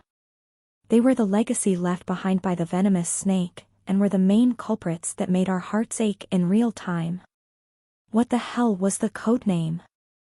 Was that really the best thing you could think of, Chunmumun Master? Will all 256 of them be the venomous snake? The Black Dragon Master said tiredly. No. The Chunmumun Master should only be one of them. The rest are probably the favorite disciples that the venomous snake raised or their descendants. How do you know that? I can't tell the difference from here. I don't really know. I smiled bitterly.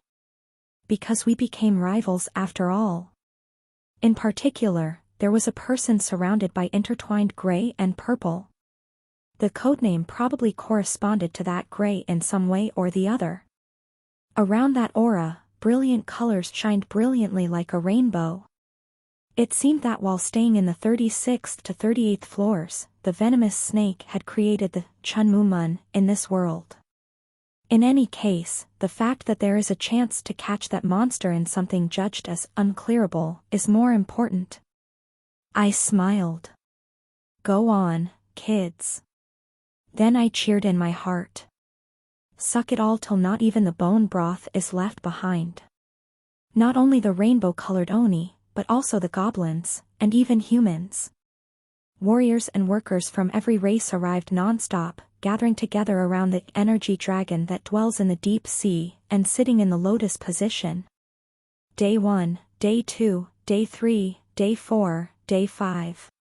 In no time, the forest became a sea of people. The warriors approached and patiently guided those who did not know how to absorb aura. A goblin mother held a child's hand and climbed up the stairs made by the snails.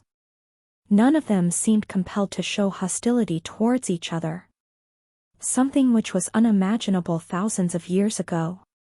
However, in the advent of the energy dragon that dwells in the deep sea, the races united as one. Go on. I clenched my fists. It's not the gods who arrived in this world that will break through this 38th floor. Although it was night, the forest was as bright as the galaxy. The auras of countless children, which burned red, green, blue, and every other color, were filled with their image. Under the colors produced by these races, the night sky was polished like silk. You guys are the ones who will break through this quest. Then, the father's support, without a doubt, reached the children. The goblin race is experiencing an evolution. Chapter 260. Seal the Dragon 3. Wait, let's talk about the last enemy humanity fought in the tower. This is a story from before I regressed. Befitting the title Flame Emperor.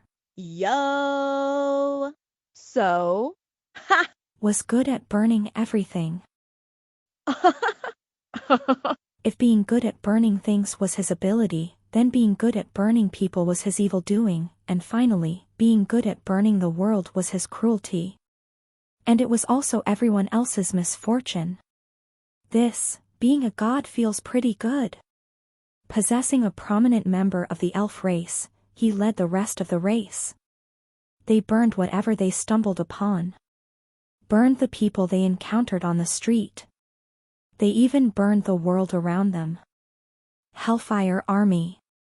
That was what? Yo! So? Ha! Liked to call the elves that followed him. Anything that entered their field of view was burned, and they were like a wildfire that fell upon the continent. Burn it. If. Yo! So? Ha! Ordered. In your name. In your name. In your name. The elves chanted. The voices of the elves were ferocious and sharp. And wicked. In the name of the Supreme Being. Primitive worship. Fire God, we offer you this sacrifice. Please accept it. Human sacrifice. Burn it. Cleanse the world. Only we are the chosen ones of the Fire God. The only ones that are worthy. A spirit of elitism. The reason you are weak and hungry is because you are of lowly birth. How dare such low-level scum step into the holy flames? Contempt and discrimination. The reason they are so strong, that their level is so high, is because they stole it from us. Priest, no, former priest. Look. This is the proof that you are no longer favored by the Fire God. Hatred and lust for power. Right, well done. This is what people live for. Love? Friendship? Commitment? Fuck that. Don't depend on that kind of fantasy. How can people love people? Now, kids. You are the real humanity. Let's unify this entire continent just like this. Do you understand? The elves saluted. In your name. In your name. In your name. Yo! So? Ha! Set fire to the world. And in order to guide the fire, he purchased the items, person possession, and spiritual descent, whenever the right timing came, item descriptions below. Why are you doing a head-aching task like farming? Are you pushovers? Farming isn't easy to do either. To farm, you need to make farming equipment. In order to make farming equipment, you need to research farming equipment. In order to do research, you need researchers. In order to sponsor researchers, you need money. In order to raise money, you need a market. In order to have a market, you need a village. In order to have a village, you need a ruler. This ruler is responsible for getting the village, market, money, researchers, engineers, and farmers, and it's only after half a year or a year after that barely any grain can be obtained. TL, my brain. Yo. So. Ha! Snorted. You guys, are you pushovers? The elves snarled. We are not pushovers. No. We are not pushovers. We are the Blazing Cross, who strongly supports the oracle of the fire god, not pushovers. It was as if lava, not blood, flood through their bodies. All of the elves' natural physical and intellectual abilities were poured into slaughter. Elves, who were born with the ability to sense aura, were powerful killing machines. Using their superior brains, these killing machines pondered the most efficient ways to dismember their enemies, and how to rise to higher positions. Fanatics who worshipped a god called the Flame Emperor. That was what the elves of this era were. Men. Only those carrying a head in each hand are not pushovers. Standing on the platform, the Flame Emperor released aura from his right hand. Crackle. The snail head that was being held there was burned in an instant and the ashes scattered. There is no need to farm. If you are hungry, eat the grain harvested by others. Kill the centipede chicken they carefully raised and throw a party. You don't even need a village. If you kill all the people who lived in a village, wouldn't it then become a luxury hotel just for you? You could leave a few villagers alive to tend to you, and stay in the hotel to rest for a week or two. Eat the food and meat that the villagers bring for you. Isn't that heaven? Huh? After 2 weeks, you can kill the villagers that brought food for you. Kill them all. How about it? Wouldn't that make you feel better? After taking a good rest for 15 days, you would no longer feel stressed and you would feel energized again, wouldn't you? That's it. Babies, that's it. Let's go find another hotel. The elves roared. In your name. In your name. In your name. In the name of the fire god. In your name. In the places where the Hellfire army blazed, there was nothing left. The painstaking year-long farming was burned down, and the cows that were carefully reared in the barns were burnt and roasted. Everything that the people who once lived there had built step by step while thinking about tomorrow, the next year, and the future, collapsed into ashes overnight. All that was left was an unbearable reality. Every time they plundered a village, they would intentionally leave 5 or 6 people alive, but they always spared them only after breaking their hands, legs or spines. The surviving villagers could only look dumbfoundedly at the past that had disappeared and the future that was broken, and the corpses that were piled up on the edge of the village. They say it all. After the Hellfire army left, ropes were silently hung on the trees that lined the road. The survivors hung themselves there.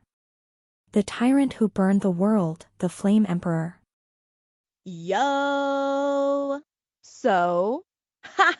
But when he passed through the 39th floor, he encountered a crisis, and when he reached the 40th floor, he faced an unprecedented danger. In fact, the fact that there was a crisis in the first place was a mystery. After all, the Hellfire army had already exterminated many races a long time ago. They tore the snail race apart. Nailed the Oni race, beheaded the human race, burned the mermaid race, and imprisoned the vampire race. Where, or who, would dare to put the fire god in danger? Ugh. There was only one race. For thousands of years, during that long period when the continent fell into hell and suffered, they were the only children to escape extinction. Well, if it isn't the crazy elf bastards. The goblin race. Their world was cruel. In the ever-burning inferno, only the strong could survive. Fortunately, they had guts. They desperately persisted and sowed seeds, and among those seeds, some of them grew into warriors. These were the enemies that Yo! So? Ha! faced on the 40th floor. The goblin race. What the hell, you guys? How did you survive the 38th floor? No, even if I said that, NPCs wouldn't be able to understand. Right. How did you survive the energy dragon that dwells in the deep sea or whatever it's called? We survived. It's amazing. Do you want to know how? The dozen or so of us knew how to use aura. This dozen or so clung to the energy dragon and absorbed as much aura as the time allowed. Ho! In that case. That's right. Thud. 14 goblins took a step forward. We are the last of the goblin race in this world. Dash. Not only did we survive despite all of our kin dying, but we also became much stronger than ever before. Ha! Yo! So? Ha! Let out a short laugh. A cannon fodder race with only 14 members left. I'm so speechless. Come, you beggar bastards. I'll comfortably take you guys to see your million compatriots today. But on that day, Yo! So? Ha! subjugation quest was not completed. Instead, Yo! So? Ha! had no choice but to back down and admit that he was unprepared to deal with the enemies this time. Normally, he would have easily won if he brought out his Hellfire army and let them rage against them. But for some reason, on the 39th floor, Yo! So? Ha! had completely lost the faith of the elves. Not only did he lose it, but he also became the enemy of all elves. Damn it. Yo! So? Ha! Had no companions. There were rumors circulating about a romantic relationship with the Saintess, but after thinking about it, it was probably just gossip being spread by irresponsible media. Even the elf race, who could be called his subordinates, had turned their backs on him. The term completely alone could be used for Yo! So? Ha! you fight like a bunch of cowards. Come on. Fuckers. I'll prepare and come back. Got it? Withdraw from the 40th floor stage. Failed to complete the quest. Please try again next time. And so, the Flame Emperor, who had been forcibly attacking the tower anytime, and anywhere, stopped for a while. It wasn't that he had been defeated by the boss on the 40th floor. He just retreated. Therefore, few people mocked this as the Flame Emperor's failure. After all, the fact that from the 11th floor to the 39th floor, every stage had been cleared by the Flame Emperor. Yo! So? Ha! Had already created a legend of excellence. Breaking news. Yo! So? Ha! Wasn't the only one that failed on the 40th floor. The Black Dragon Guild attacked the 40th floor. Were they trying to show the skills of the best guild this time? Unfortunately, they came back empty-handed. Although they were overshadowed by Yo! So? Ha!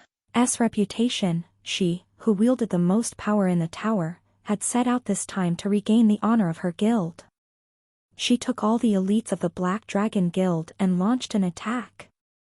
Withdraw from the 40th floor stage. Failed to complete the quest. Please try again next time. She also failed.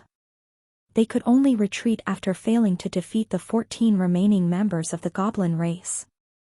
The Black Dragon Master was able to kill 6 of the 14 enemies and wound 4 more. But that was the limit of the power the Black Dragon Master could squeeze out. In the end, the first-ranked hunter, the Flame Emperor single-handedly defeats a boss once again. The person who struck the final blow on the prey wounded by the Black Dragon Master was Yo! So? Ha! who was only aiming for revenge. Despite being made to retreat once, the Flame Emperor was the Flame Emperor. He was the undisputed #1 hunter in the rankings. 6 corpses, 4 wounded, and 4 warriors could not handle. Yo! So? Ha! Fuck. Freaking annoying, beggar bastards. Pouring out curses. Yo! So? Ha! Burned the heads of the goblins. As a result, the last of the goblin race on this continent were slain, and another race perished. You. A goblin opened his mouth. He was the last of the goblin race. His head was in Yo! So? Ha! S grasp, but he remained expressionless as his entire body burned. Will be cursed. Ha! You are no god, you are a devil. You pretended to be a god and caused the elves onto the path of the devil. You burned and destroyed the world. It is all your doing. If there is a god in this world, a god who is not a devil like you. What are you trying to say, you monster bastard? Vengeance will surely fall upon you. Whoosh. The goblin's head was burned to the end of his brain. Only then did the goblin's words come to an end. Even though his throat had been scorched, his tongue burned to ashes, and his bones melted, the last goblin used his aura to leave a final word. Bastard. Yo! So? Ha! Brushed the ashes off both of his hands. Nobody can say anything about revenge. Kook. And just like that. Yo! So? Ha! Cleared the tower's 40th floor. Media companies fought a war to obtain an interview with. Yo! So? Ha! On the internet, the people were divided into those who praised. Yo! So? Ha! And those who mocked him, but either way, both sides proved that. Yo! So? Ha! Played a very important role in their lives. The hunters laughed at the incompetent Black Dragon Master, and a guy like me longed to be.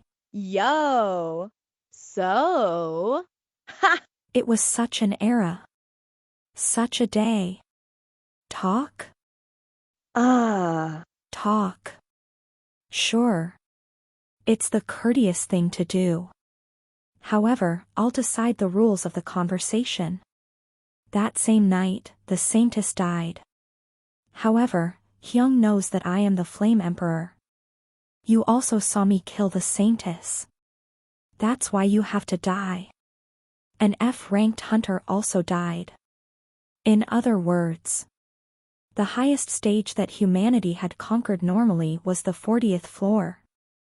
I had briefly gone up to the 50th floor to meet the Constellation Killer, but that was just a trick using a bug.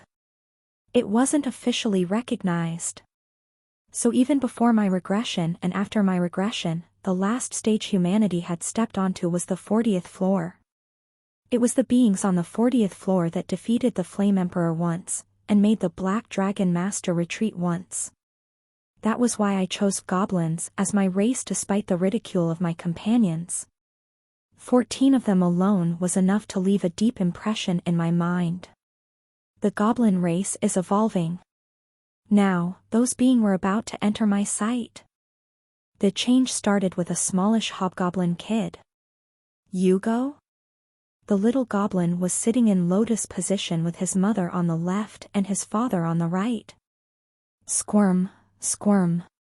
His little toes, befitting of his small size, twitched. Rather than building up their own aura, the child's mother and father wanted to pass their aura to their young child. They were both warriors with seats on the Fire River Council, and the aura softening method that the two united to use was fairly outstanding.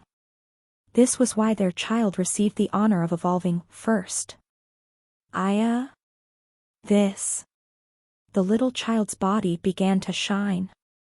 At first, the mother and father were startled, but they soon realized that it wasn't just their child that experienced a change. Ugger. Swoosh. The goblins, who were sitting in lotus position atop the back of the energy dragon, those who used all manners of means to sit on its knees, and those who were too lazy to climb so they simply sat on its claws, all began to shine after a slight delay. What is going on? Why is my body suddenly ominous? This is ominous, Yugo. Just as the goblins were hurriedly trying to get out of lotus position. Do not panic. A lion-like roar came from the head of the energy dragon. The constellation, the musclehead who dreams of sinning against heaven, reprimands his own kind. It was my splendid sinner against heaven. Aberka was sitting on the giant monster's philtrum, right between its two nostrils. Every time the energy dragon that dwells in the deep sea exhaled, Aberka's body moved up and down like he was on a pendulum ride. In terms of intensity, it was the most violent course, but Aberka looked as comfortable as if he was leaning back in an armchair. No matter what. Do not leave the lotus position. Continue to absorb aura. However. This is by no means an ominous sign. It is a phenomenon similar to what you call refinement and rebirth. The goblin's eyes rose sharply. Refinement and rebirth? Isn't that the stage that only ancestor Aberka was able to barely reach? Aberka grinned, flashing his fangs. Ugger. It's only a little similar. I know because I've done it once. This is similar to refinement and rebirth, but different. First of all, every member of our race is shining. Then what should we do, ancestor? I don't know. However, digging a tunnel into the unknown has always been exciting. Whoosh. Aberka's body was also shining. Except, the flames were much fiercer than the other goblins. Comrades.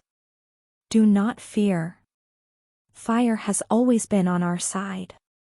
Even when our ancestors were imprisoned in the dark cave, the fire burned for us.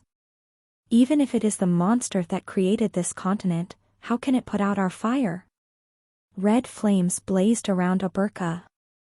However, much less the world, the flames didn't even burn Aberka's body, and only quietly wrapped around the energy dragon's head. Countless goblins looked admiringly at the position of Aberka, their ancestor. Just breathe. Accept the temperature of the world with your bodies. Concentrate. Recall how our ancestors swung their pickaxes to mine salt. The panic subsided. The goblins once again became immersed in the softness of aura. Everyone, unify the image. The warrior commander of my family became the conductor of the orchestra, and led the flames of his clansmen. Whether it is refinement and rebirth or not, the next time we open our eyes, we will be different beings from before. But what's the point of the coming of tomorrow and the day after tomorrow if we forget yesterday? We would only be passing time, not living it. So remember. Do not forget the screams of our ancestors who died long ago. We must burn for an eternity to become an existence that will never be forgotten. The flames grew stronger and stronger. From the energy dragon's shell, knees, toes, nose bridge, and philtrum, various flames soared. Hundreds of thousands of flares flickered with dozens of lights, but soon, the most intense color, the most distinct color, devoured everything. Red. Red flames ate the blue, jade green, yellow, black, and white. The energy dragon that dwells in the deep sea was soon engulfed in blazing red flames. The monster's huge body burned like the wick of a giant candle. The constellation, the musclehead who dreams of sinning against heaven, engages the infernal heaven's demonic art. Then, the goblin race engages the infernal heaven's demonic art. Crumble. The children's green skin, their shells, peeled off. Tuck, tuck, the green skin fell, revealing bright red, like pieces of charcoal burnt by a fire. The goblin race is undergoing evolution. No. Their skin was not peeled away because they were burned by aura. The status of the goblin race is changing. The children's skin was really red. It was not the skin of a goblin which was the green of spring, nor the skin of the hobgoblins which was the fragrance of summer. The goblin race has entered the final evolution form, Ashura. Several thousand years. The goblin race, who had passed through the seasons until now, had finally ripened red, and their blood and flesh changed. In the dropout waiting room, we watched dazedly as the children of the soil harvested the red autumn.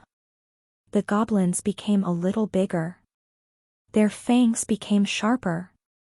Their eyes glowed red. The blazing image of aura merged into their bodies and burned fiercely. The red muscles on their forearms, back, abs, and thighs flexed as if they would burst at any moment. Ogre. The black dragon master muttered unintentionally. No. I've never seen an ogre with red skin. They're not as big as ogres, and the purity of their aura is ridiculously high. Those guys. Yes, it's not. We couldn't take our eyes off of the holographic image. It's a position that only those kids could reach. I whispered internally, looking at the majestic blood fire that those children were releasing. Open race status. Shruck. A wall of text appeared in front of me. Ashura. Extinction grade F, no risk. Proverb, we are fire. Political system, Fire River Council. Description, goblin race. A race that was born in the soil, dug tunnels, loved swamps and covering their bodies with mud, knew the scent of the rain from the heavens as happiness, loved all shade and moisture, and endured for a long time before finally accepting the flames of this world into their hearts. Ignition. They symbolize a fire that will never go out. As they ignite their auras, the flames split into 6 parts, and as they enter the battlefield, their arms will lash out violently as if they were wielding 6 blades. They mourn the lives that were lost in the world. They transfer those lives that have already disappeared onto a dark, gloomy stage and act out the gestures and expressions of the dead. At any time, they can be others, they can be themselves, or they can be us. Therefore, people have likened them to having 3 faces. According to the legend of Ashura, they love the waterways shed by humans, and take pride in the flames they have nurtured. Even in a world that has become hell, the Ashuras will gallop freely. If someone were to call the goblin race demons, it would only be because they are willing to stay in hell. Their beloved father is still laughing in hell. Where else would they call their home? Everyone, may good luck be with you.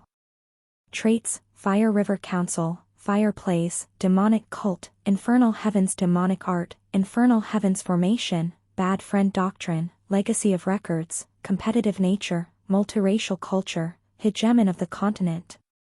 Evolutions, Final State. Aliases, the Ashuras will only be called by their own names. Plus. I nodded. That's right. When all my companions in the dropout waiting room fell silent, only my voice flowed out gently. It is said that, by nature, people cannot hear their own voices very well.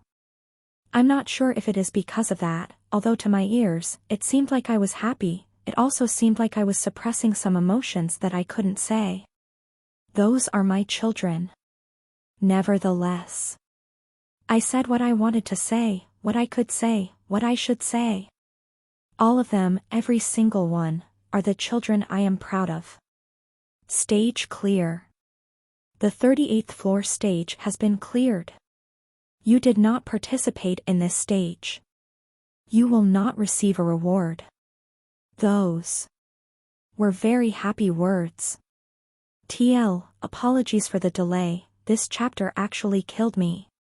Word count, 3779, not counting my own comments. Person possession. Rank A. Effect: possess the person of your choosing. The original owner of the possessed body will become a mental body that stays with you. When the person dies, or when you declare the end of your possession, the mental body will return to its original body. Price: 2,000 race points. However, the item can only be used if the person agrees to the possession. Spiritual descent. Rank A. Effect: the player themselves obtains a body and descends. Price: 10,000 race points. However, the effect only lasts 5 minutes.